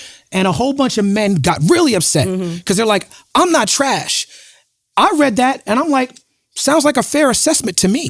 You know what I'm saying? As a man, I know personally that I'm not trash. Right. But when I see a woman write, "In general, men are trash," I know that yes, she's generalizing, but I know that because as a man, I get a lot of acceptance and privileges and shit that doors open for me as a man that will never open for women. I never have to worry about a wig. I got a fitted cap. You know what I'm saying? Like Right. that's my wig. Right. You know, like you know what I'm saying? I don't have to put on a face ton of makeup and change the way I play and put on a corset and do all the things women got to do. Do women even still wear corset? I don't know. I got male privilege. I don't have to think about these things. You know what I'm saying? And so I know that because of all that, if a woman says men are trash, I'm not going to get personally offended. So now if a woman says to me, I'll give you an example. I defended Rick Ross' place in hip hop after he said the rapey lyrics about the Molly But that's not even thing. rapey because you know exactly what you're doing when you take a Molly. It's not. No, I disagree with that. I disagree with that. I did not, and I'm friends with Rick Ross, and he came out of the graciousness of his heart, and he got on my album after this went down. You know, so shout out to Rick Ross. I think he grew. He rapped about that situation on the song with me. But when he said the lyric, I did not agree with the lyric. I went on Mark Lamont's Hill show, and I was with Rosa Clemente and Jamila she was at Essence at the time, and they were sort of making the point that rape culture should have no place in hip hop, and if you have a lyric like that, you shouldn't have a place in hip hop. My point to them was like, hip hop is beautiful and is ugly, right? Rick Ross says something that I think is not good, and I disagree with it, but I'm not kicking him out of hip hop. That's still my brother, and if anything, I'm gonna offer correction. I'm gonna offer correction out of love. When I said that, I got accused of supporting rape culture. I got it. Right? By this group of women called the Crunk Feminist Collective, right? It was a woman named Brittany Cooper, I think is her name. And they told me that I was enabling rape culture, and they told me that I was insensitive to women's issues, and they said a bunch of things that frankly I disagreed with. I thought it was very unfair. I thought it was very unrude. But if I were to be like, man, the bitches don't know what the fuck they talk about, I would be in the room. You know what I'm saying? So why don't they going into the Shane Gillis thing? Should Rick Ross be canceled? No longer make Well, music? I think he suffered the consequences. Did he? The consequences was he lost his Reebok deal. Oh shit. I think that's fair game in a free market. Right. I think if you say And something, his verse was taken out. yeah, like he had to recoup Right, from that. right. I don't know much about that And you story. know what? After that, right now, Rick Ross has a #1 record on the radio with Drake with Money in the Grave. So did it really affect him? As men, we don't really face consequences, even with rape culture and Me Too. And I agree that Me Too has gotten out of hand in certain aspects. But one thing I disagree with is that somehow all these innocent men are being, it's like, yo, sometimes when social movements and social change happens, some innocent people got to take an L if you are part of the dominant group. Right, I hear you. You know what I'm saying? You're part of a group of straight white men who have run the world for as long as we can remember. So if some young black girl who on her come up, I don't watch Love and Hip Hop or Real Housewives. I don't watch any of these shows. You're missing out. I don't know. I do, and I love I don't know them. who Kenya Moore is. Just caught it last I don't know night. what she does. I don't know if her ankles are ashy. I don't know any of this. They wore that night. But I do He just- know. come I do on. know. They wore that night. I do know that when a young black girl says, "Well, you're fat, old, and white," same age as me. right? She might be older. When she says you're fat, old, and white, Yeah. you as a straight white man, you don't look that fat to me, so I don't know where she got that from. But you as a straight white male, you might have to just take that one. I took it, but she kept going. And you might have to just grace. Nah, you might have fuck to that. gracefully. And also as a woman- I respect you enough. Like, I feel like, as far as race, this is how I feel. And I know this is unusual, but this is how I feel. I respect you. I'm looking at you as a person. If you're talking shit to me, right, we're snapping in the context of snapping. I'm looking at you as a person. I'm not going to go, oh, well, he's a black guy, so you're saying, oh, Mike Rap, you got a big fucking nose, blah, blah, blah, blah, blah. And I'm like, quality philosophically, oh, but you got a cock eye, your eyes cocked and shit. Like, I'm not going to. But as my friend, I would ask you to look at me like a black guy. I would ask you, when you look at me. But why though? I'm gonna tell you why. he's black. Because I'm a black guy. Because my experience is I don't have the luxury of separating how the world sees me from my lived experience. But I don't think any black person does. I so, get so as that. my friend, and we're good friends. Like, we're very good friends. As my friend, I would hope that when you see me, you see what I identify as. Of course. And you see this blackness. You see this beautiful blackness. You see all of it, and you take it in, and you acknowledge that with every single interaction. Because I'll tell you this: when I see you, I see a white guy. And I see a black dude, Right? and Now, I get that. and- but if you're gonna start snapping and like you're gonna go, you white, da da da, whatever the joke is, like then we're in the, like, this isn't, to me it's snapping. But once again, To me, it's snapping, and I grew up snapping with only black people. To be honest with Okay, you, but once that's the again, problem. when you're That's snapping the problem, with but that's what's causing this rift here. Because you grew up snapping with black people. So you saying black black snaps like your feet is ashy, and the rest of the world's like, ho ho ho. You can't say that. Oh, you're not. Just because you grew up like with black people, You're not doesn't mean black. that you can have. No one batted an eye in Brownsville. No one batted an eye in Harlem. No one batted an eye in Erasmus Hall High School. Martin Luther King. Only Twitter bats eyes. Well, And And that's is the that. thing, And I'm though. saying we should all get to that point where if you say if you feel comfortable enough to say on live TV you're fat, old, and white. I'm comfortable enough with saying your shit is ashy, and you had 3 people that squeeze you into your dress. I agree that someone who goes on Real Housewives of whatever, someone who goes on that show, someone who goes on social media, someone who goes on What Happens Live, you have to be prepared for the consequences. So when I'm not here defending Kenya Moore. I got you. You don't even know who she is. Fuck about Kenya Moore. Actually, that's not true. I can't give a fuck about her as a person. But I you wouldn't be able to pick her out of a lineup. I don't know who she is. Right. My pushback to you is not a defense of Kenya Moore, and I think that's where the disconnect is happening because it doesn't matter what she called you. She could have said you fat cracker, your kids is this and that. It doesn't matter what she said. You have a responsibility as a man and as a public person and as a white man with white privilege to make sure that you carry yourself in a certain way no matter how the other I didn't person say does it. anything until she kept going. And this is the thing, though, because you keep saying that you were snapping, and we keep bringing this up over and over. Would you have called her the N-word? No, right? Because you know that's crossing the line. So what we're trying to tell you is that calling someone ashy is also crossing that line. And not in the context of snapping and not in the context of can insults. I finish, please? Go ahead. And also, you keep talking about where you grew up. That was that time. This is 2020. This is 2019. We know better now, so we don't do the same things. We were talking about Eddie Murphy's Raw and how he used to say faggot back then. He's not going to come on TV and call somebody a faggot now, because once you know better, you're supposed to do better. I'm going to just say I disagree as far as ashy to me in terms of insulting. And as far as like the quick twitch nature of talking shit, that was the best choice, and that was the realest thing, because if the camera panned down, they would have seen them ashy feet. This is what I want to say, because I want to move, because I don't want this to be the Ashy show, right? We have other stuff to talk about, but I want to say this before we move on to other things. As a black man, I'm going to have experience with and expertise with racism that you're not going to have. Beyond me being a black man, I come from educators, so I'm very privileged to grow up with college educators. So I'm academic with my shit. Like I could break down critical race theory on an academic level, right? Beyond that, I deal with racism in my music.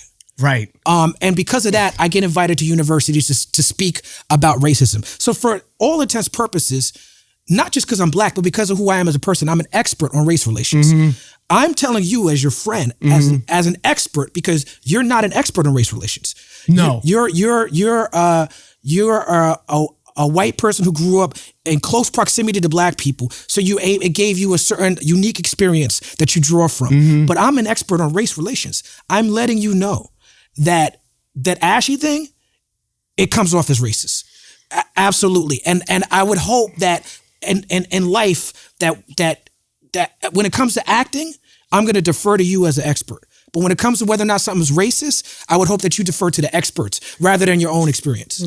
I hear what you're saying, but in that moment and in that situation, I don't regret that at all. And I'm a person who will apologize for things. Right. And I'm a person of no problem saying, yeah, that was fucked up. Okay. I don't apologize for that. So, and I don't apologize for her tone and her intention and the way it went down. I don't apologize for it. Okay, but I don't look at it as race. I look at it as she had ashy ankles. Okay, so you don't apologize for the Ashy thing, but you did also post a picture with her next to wrong. You fake didn't do that. Photoshop. Oh, okay. Really? Yeah. That's right. fucked up. It is fucked up. And you know that place, The Root, the fucking, like the fucking. They wrote an article about that. So, and I told them they could suck my fucking dick too.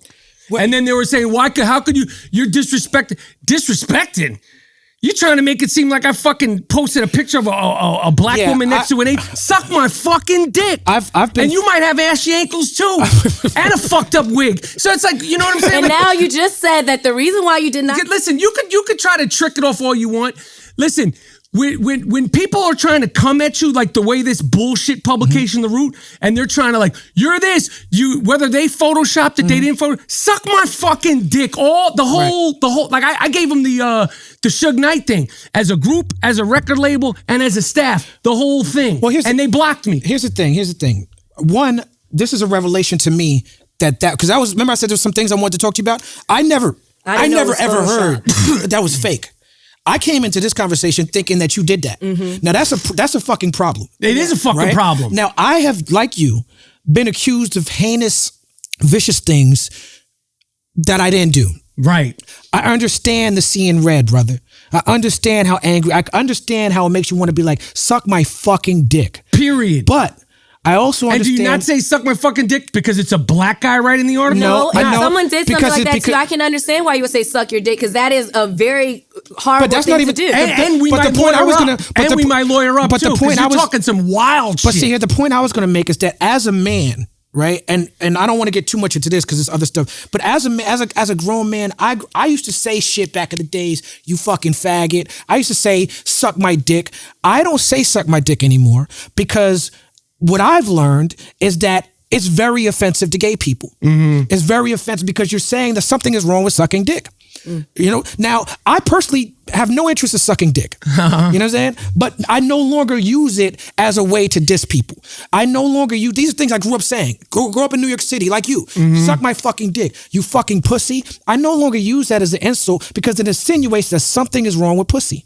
And there's nothing wrong with pussy. No, I get what you're saying. Pussy's very strong. And with the thing with the root, I think I did say suck my fucking dick when that came out. And I was like, but this is the point I'm trying to make to you, is that when you see red and you respond with anger, with righteous anger, because you have the right to be angry. Hell yeah. Right? When you see red, you respond, and your anger puts you in a place where people could criticize your response and say you're a bigot based on your response. I get that. And that's part of who I am, and I've tried to improve it, but I try not to improve it too much because in like specifically with that, like if I thought so much about, you know, like one of the things that I said that went viral so much was after the Virginia, West Virginia. Mm-hmm. That was probably like my introduction to like political shit talking about the tiki torch people. And it was like a viral rant that I did.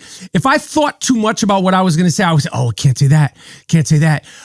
She said, you know, shut up and dribble. Well, to me, it's like, it's an emotional response. Right. And like I said, if I later on, I go, oh, fuck, I shouldn't have said that. Oh, I spit on you. I could apologize. What I saw was going with the root, that thing, and they were like, he said this. He's the worst kind of white man possible. He's this. He put a picture of Kenya Moore or any black lady next to an ape. Suck my fucking dick is the first reaction you're gonna get, and 2 years later, you're gonna get suck my fucking dick now, tomorrow morning, before I go to bed. That's how I feel. Suck my fucking dick. That's just how I might feel. As far as it's offensive. Hey, so is fucking trying to say that I put a pic, like so is writing a full fucking thing and like following it up with 2 or 3 more things. Suck my fucking dick. I've had people say I'm racist because I criticized because they on the Super Bowl a couple of years ago, Janet Jackson wasn't performing and I know exactly what you're saying. And Justin Timberlake, and I was like, Janet Jackson isn't popping anymore. What you wrote at that time, and the Root mentioned that, and people got very upset with you about that. This becomes a race thing, and I'm like, no, this has nothing to do with race. I disagree with you. We disagreed on the Ashy feet thing. I absolutely agree with you on the Janet. I think that was more of your bedside manner because you talk aggressively. You're like, yo, she's not fucking popping. You know what I'm saying? Like she doesn't have it because the point you were making was the Super Bowl puts people who have hit records at that time out. Right. Or you know what I'm saying? Like, but they don't always do that with the Rolling Stones. There's a legacy. Madonna has a legacy. They carted her out there. She almost broke her fucking ankle. Old as shit up there. But I insult her. It's like it's just shit talking. Like the thing with like breaking an ankle, that's universal to everyone. That way we're going to have to agree to disagree. But the Janet Jackson thing, like this became. Who are you to speak on Janet? Like, yo, I'm speaking on it as a music person. Janet Jackson's not popping no more. Well, period. Let me say this. And if you want to bring her back out there and do the old shit, cool. But don't act like why she's putting Justin Timberlake. Justin Timberlake is still relevant right now. Janet Jackson retired. She went and got married. But here's the thing: when you juxtapose, now when you add the Justin Timberlake thing, and Justin is a friend of mine, and I like him too. But people feel Like, and I think that there's a valid argument could be made that Justin didn't get any of the strike. I agree with that. And the reason is because of racism. I totally agree with that. So when it becomes a conversation of Justin versus Janet, that's when it becomes. To me, it was just like Janet. Why would anyone want to see Janet Jackson on the Super Bowl at this point for what she's doing? I get that, but like people are still going to see her concerts now. She's a freaking icon. Yeah, Janet is the shit. She's a legend. Listen. I'm a dude. So the Janet Jackson music is never going to resonate with me. I'm a dude. I love Janet Jackson. I get it, but it's just like I love Janet Jackson. Let me make sure you don't paraphrase this. Beyonce, Rihanna, Ariana Grande, whoever the fuck they are, they're not going to resonate with me the same way Jay-Z resonates with me. They're like the same way dudes. But that's not about you being a dude. That's how you grew up. Yeah, that's your experience of where and how you grew up and the time in New York City. That's not Aretha Franklin will never resonate with me the same way Bobby Womack I disagree with that. Resonates with me. Me personally, Aretha Franklin resonates with me better than Bobby Womack does. Okay, but for me, Bobby, and it's because she's singing. I never knew she's singing from a woman's point of view. I'm just saying. But she also did Young, Gifted, and Black. I get that. I get that. I'm just saying in general. Like I'm not gonna like Billie Eilish, whoever the fuck it is. Like for me, that's gonna resonate with me. That's just the way it is. It's just like I think that's indoctrination, though. Sue anything. Bird, the great Sue Bird basketball player, the great Sue Bird. I'm never going to enjoy watching Sue Bird as much as I enjoy watching Steph Curry. Well, I think the sports conversation becomes a different thing because you're talking about physicalities and you're talking about different it's body. A little different. Yeah, it's a little different. But for me, Janet's like, okay, Janet, I'd rather have you say Keith Sweat, and I go, okay, put Keith Sweat in the Super Bowl. See, now, Keith Sweat? I would like to see Janet. What the heck is he like Keith Sweat. The Super Bowl? You like Keith Sweat in the Super Bowl? I'm excited. Super Bowl performance, though, Keith Sweat. But I'm just saying. But for me, it's like Janet Jackson was a performer. He's still in the Craig Mack era. He said, "I step on stage, girls scream like I'm Keith." Oh my God. So it's not about like you put Keith Sweat. I'm like, that would be dope. You get Keith Sweat, Guy, and Albie Shore. I'm fucking with the Super Bowl. What's up with the sausage party though? I'm just saying, but for me, it was just like her music. Party, her music doesn't resonate with me the way Keith Sweat shit resonates. Let's agree to disagree on that one. I don't think it's a racist thing of you not wanting to see Janet Jackson. But I do think it's a hater thing, and I do understand why her fans came and went against you. I do too. They are going and to then when attack they start now, so that was another example. But then they would start, you fucking mayonnaise this, and I look at all I see is that's funny. Okay, but all I see mayonnaise is funny. I'm sorry, but I see the avatar. I see the avatar. They made right? you a mayonnaise avatar. No. You say something. You fat mayonnaise. Da. I see the avatar. In this case, it was true. I see you with a crooked wig on. Now again, should I not say like all I see is the avatar? You shouldn't. Why? You're so full of shit. You're so full of fucking shit. This is from the master fighter on Twitter. So if he's telling you not to do it, then follow him. This guy's full of shit, man. And also, I'm gonna say this to you. Let me say this to you. The reason why it's so important for me to have this conversation with you, is because I truly believe. Let's go back to intentions for a second. I know you, right? I truly believe that you have every desire to be the best possible ally you could be to black people, to poor people, to gay people, to marginalized people, to women, to whoever. I believe that you as a man, and I have an inherent bias, right? I gotta state that, like some people don't know your film work. They don't know your connection with me. They don't know that. Some people might just know you from a podcast or know you from a tweet they saw, and so they have no context. My context creates this bias. I want to see you win. I want to see you be an ally. I want to see you be looked at as a vibrant, important person in this culture. In my bias, in my understanding, in my world, in my context, you already are that. To me, nothing you say on this podcast, even if I disagree with you, is going to change how I see you, right, in terms of what you represent to the culture for me. Right. But for the context of people who don't know you, you know what I'm saying? It's a different thing. And so to me, it's very important for us to have this conversation because I think it gives people a chance to hear you, and it gives you a chance to hear the people, right? To hear what Jasmin says, and to hear, because she's representing what people in comments are saying, and some of it is bullshit, some of it is hate, some of it is very, we could talk about sociology, whether or not black people have the ability to be systemic racist, or black people could be more bigoted and discriminatory on a personal level. I guarantee you, black people have been bigoted and prejudiced and discriminatory towards you as a white man. But the reason why I don't have a problem with that is because these black people have no systemic power. It doesn't affect you as a white man in any way. When a white man is... But it affects your feelings. Fuck feelings. No, but that's but if you try, but in regards to responding to somebody, if you're trying to embarrass me, that's my feeling. But I again, fuck feelings. And I don't just say fuck your feelings. I say fuck my feelings too. Like in the conversations about oppressed people, and especially white men, we gotta put our feelings to the side. I get that. I understand all that shit, and I understand all that in the big picture of it. But in like my instincts are like, if you talking shit, we're talking shit. I'm not like if we're trying to snap, like I'm just saying literally snap. Like, yo, it's fair game. Just like if we're battle rapping. But like it's just like, you know, like if you're battle rapping, like it just you're in the moment, like blah, blah, blah, blah, blah, blah. I mean, you say, well, you're 50 years old, blah, blah.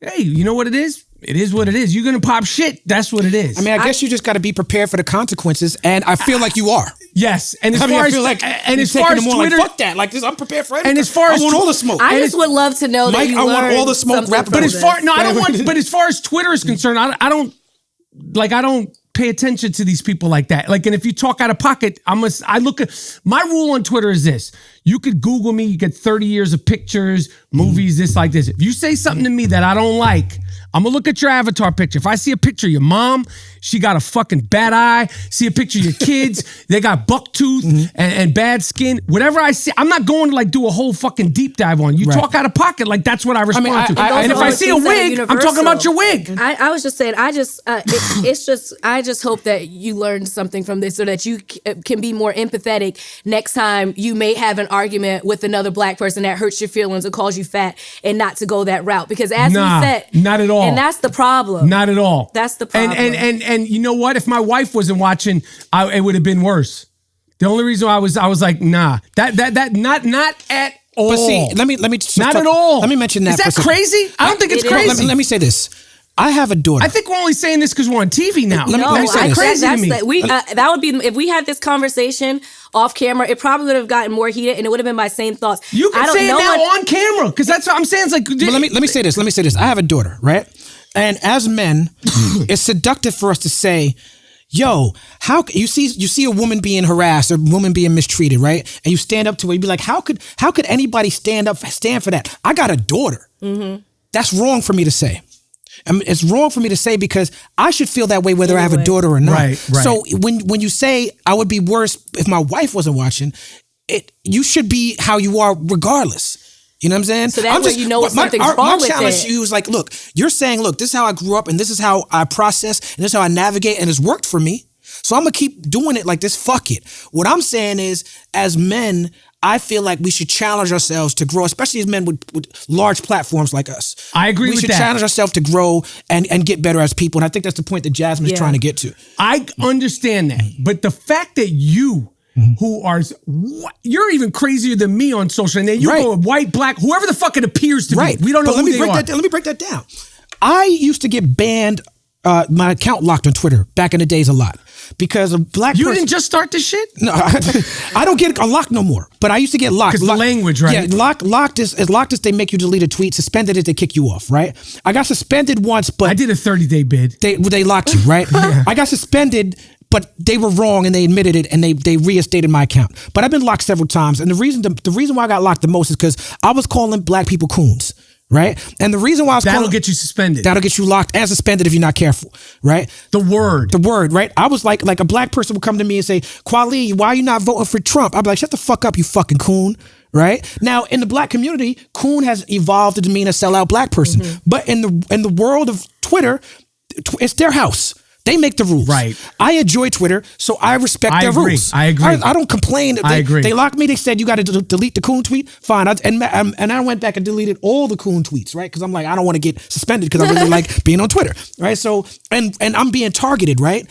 But this is what people complain, just to speak to your point. People, white supremacists, ADOS, whoever, people come at me on Twitter, they say, how come Kweli never gets suspended? It's because he's a liberal. It's because he's a progressive. It's because he's a celebrity. Jack takes care of the blue check celebrities. It has nothing to do with that. If I broke the Twitter rules, they got me too. They would suspend me. Yeah. If I did a suspension worthy thing, they would suspend me. Yeah. The thing that this is what makes people the angriest on Twitter.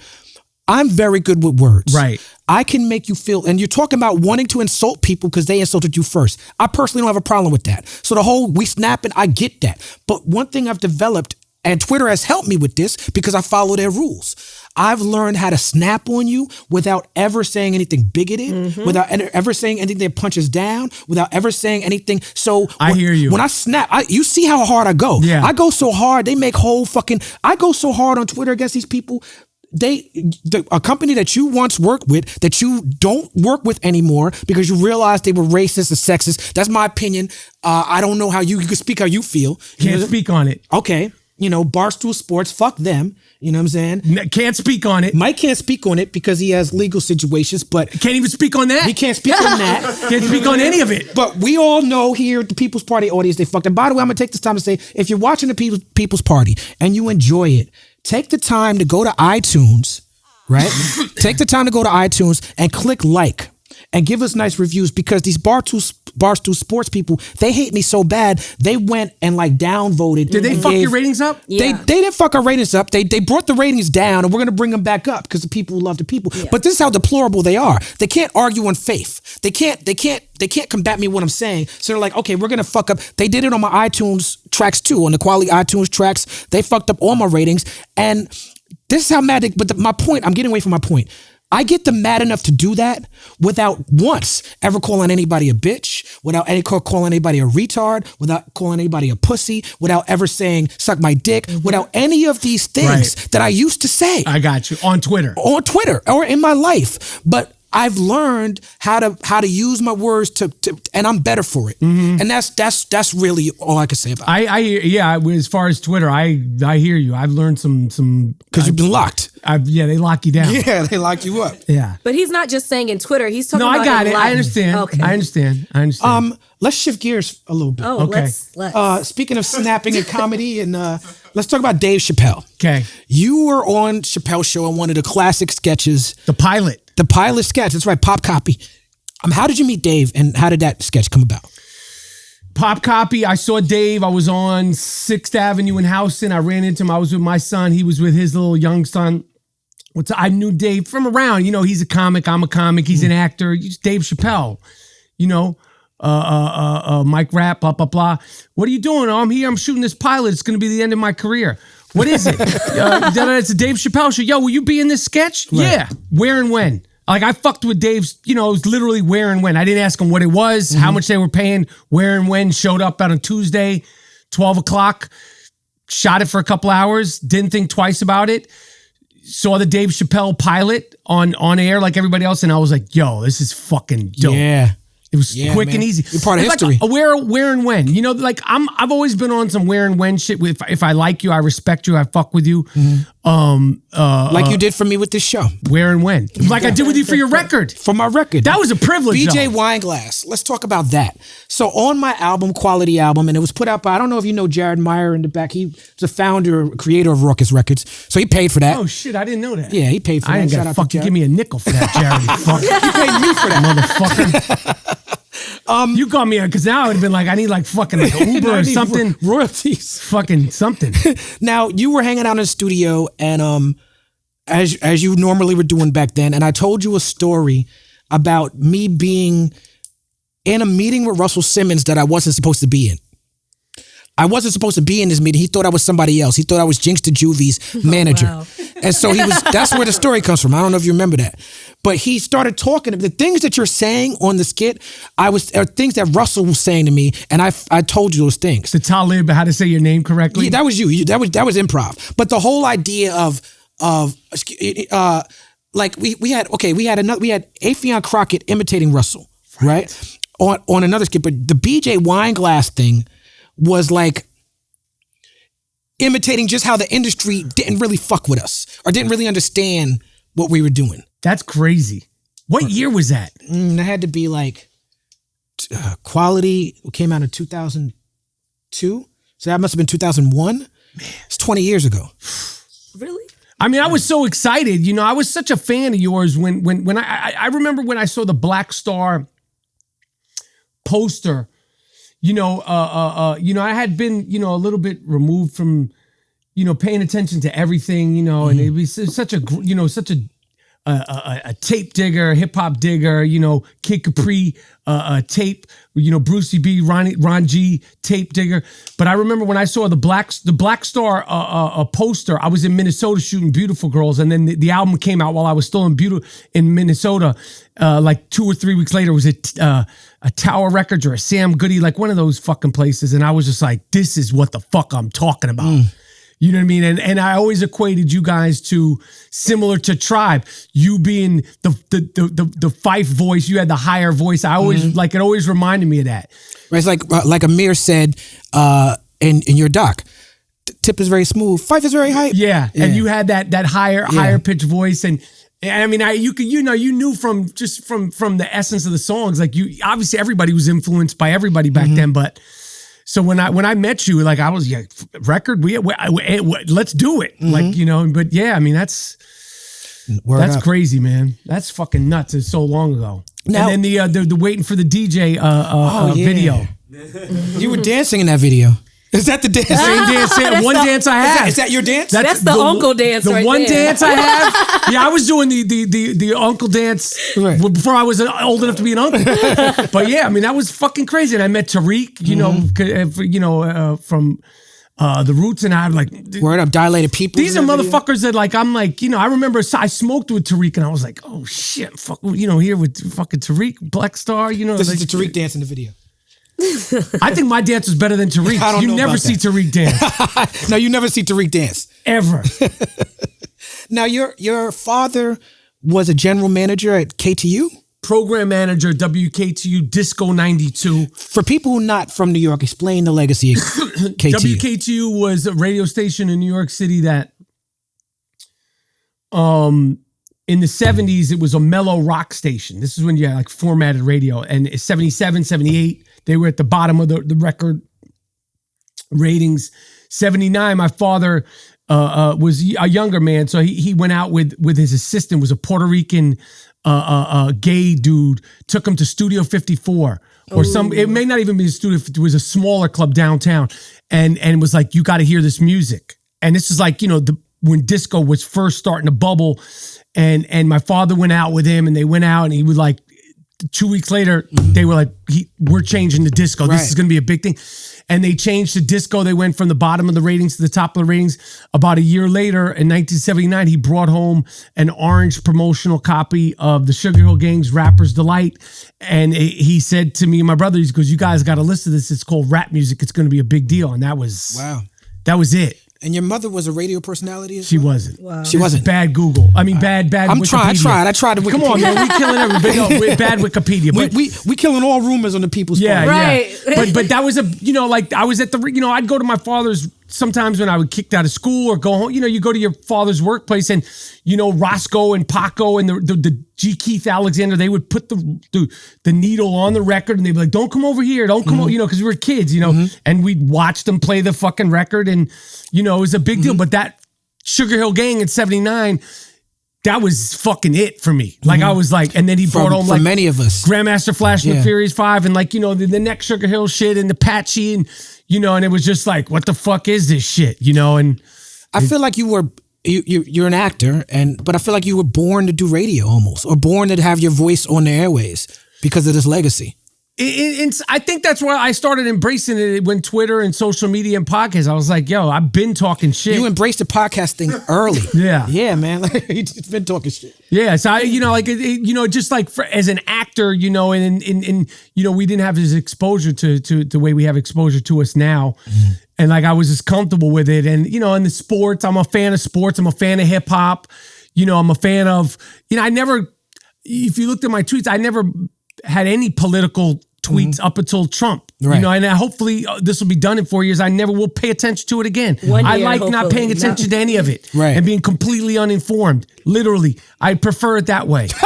I do. I prefer it that way. Hilarious. It is true. You have to be informed with Trump because he's just out here. You don't know what the fuck's going on. But I preferred being like, I'm not educated about politics. With your podcast, what's your favorite episode or favorite guest or a good moment from your podcast?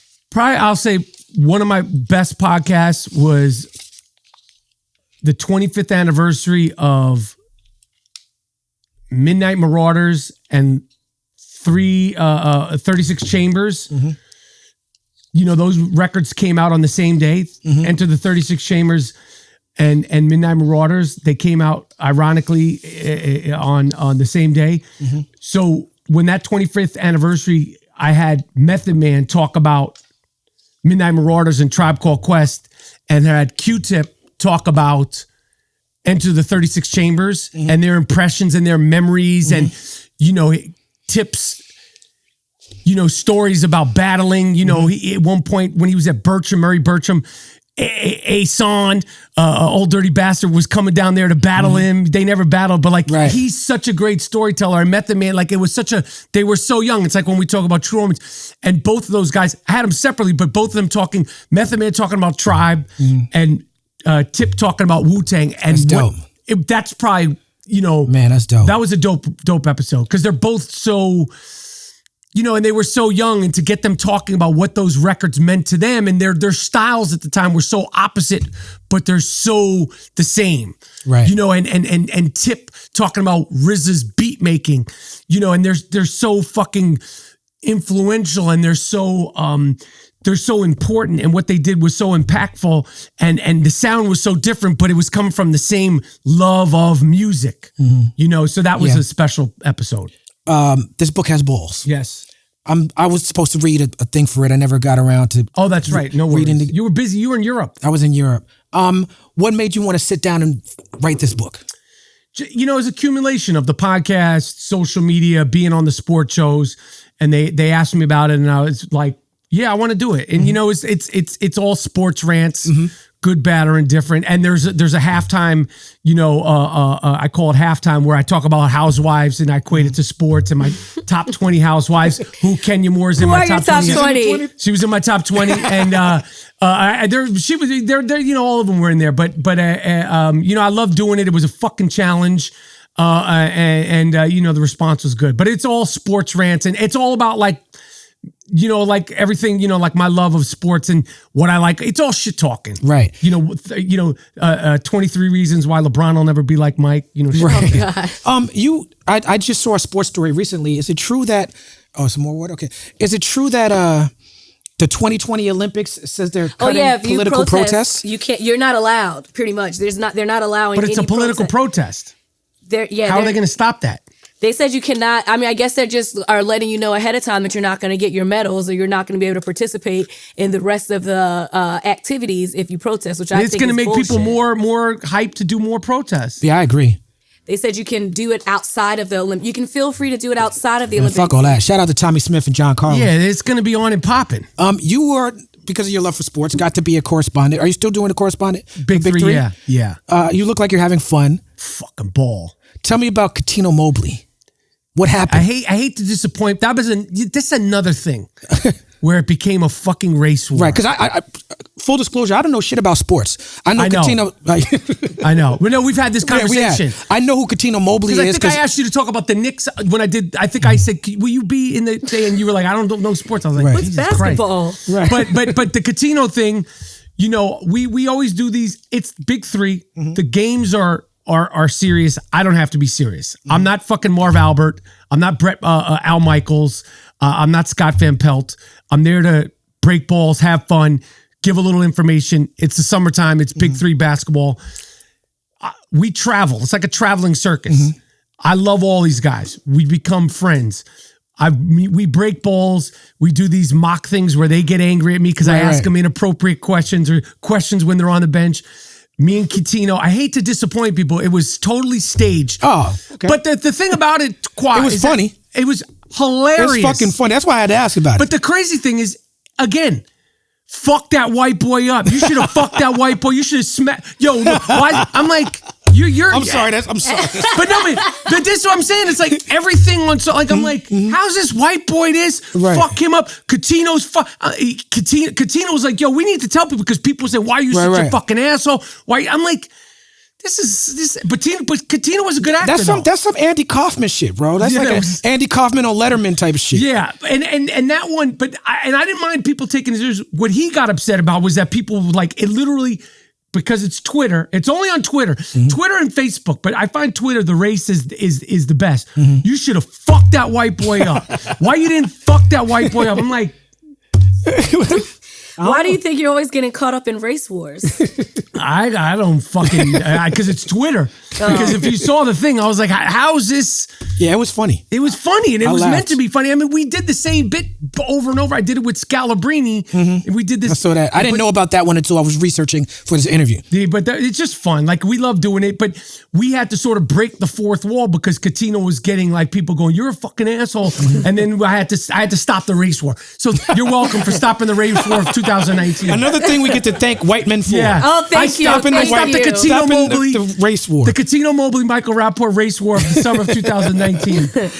Now in 2018, you were on a flight in which a man tried to open the airplane door mid-flight. And you rescued everybody on the plane. Everybody on the plane. Tell me, walk us through that. I'm on the plane, first class. Of course. Right, he had to make sure you guys knew. It's contextual to the story. Right. In the front seat of the front of the plane. And, you know, like I was like kind of sleeping and the guy next to me was like, rap. And I looked up and the guy was like pulling at the fucking door. Wow. And, you know, like I'm not no tough guy. I ain't no fucking, you know, Bruce Lee. You know, I don't know no Tai Chi. No Brad Pitt. None of that shit. and you know, I just got up there. I was like, what the fuck are you doing? And pushed him away. And he kept going for the door. I was like, what the fuck are you doing? What the fuck are you doing? And then I pushed him against the wall. And at that point, it was a big commotion.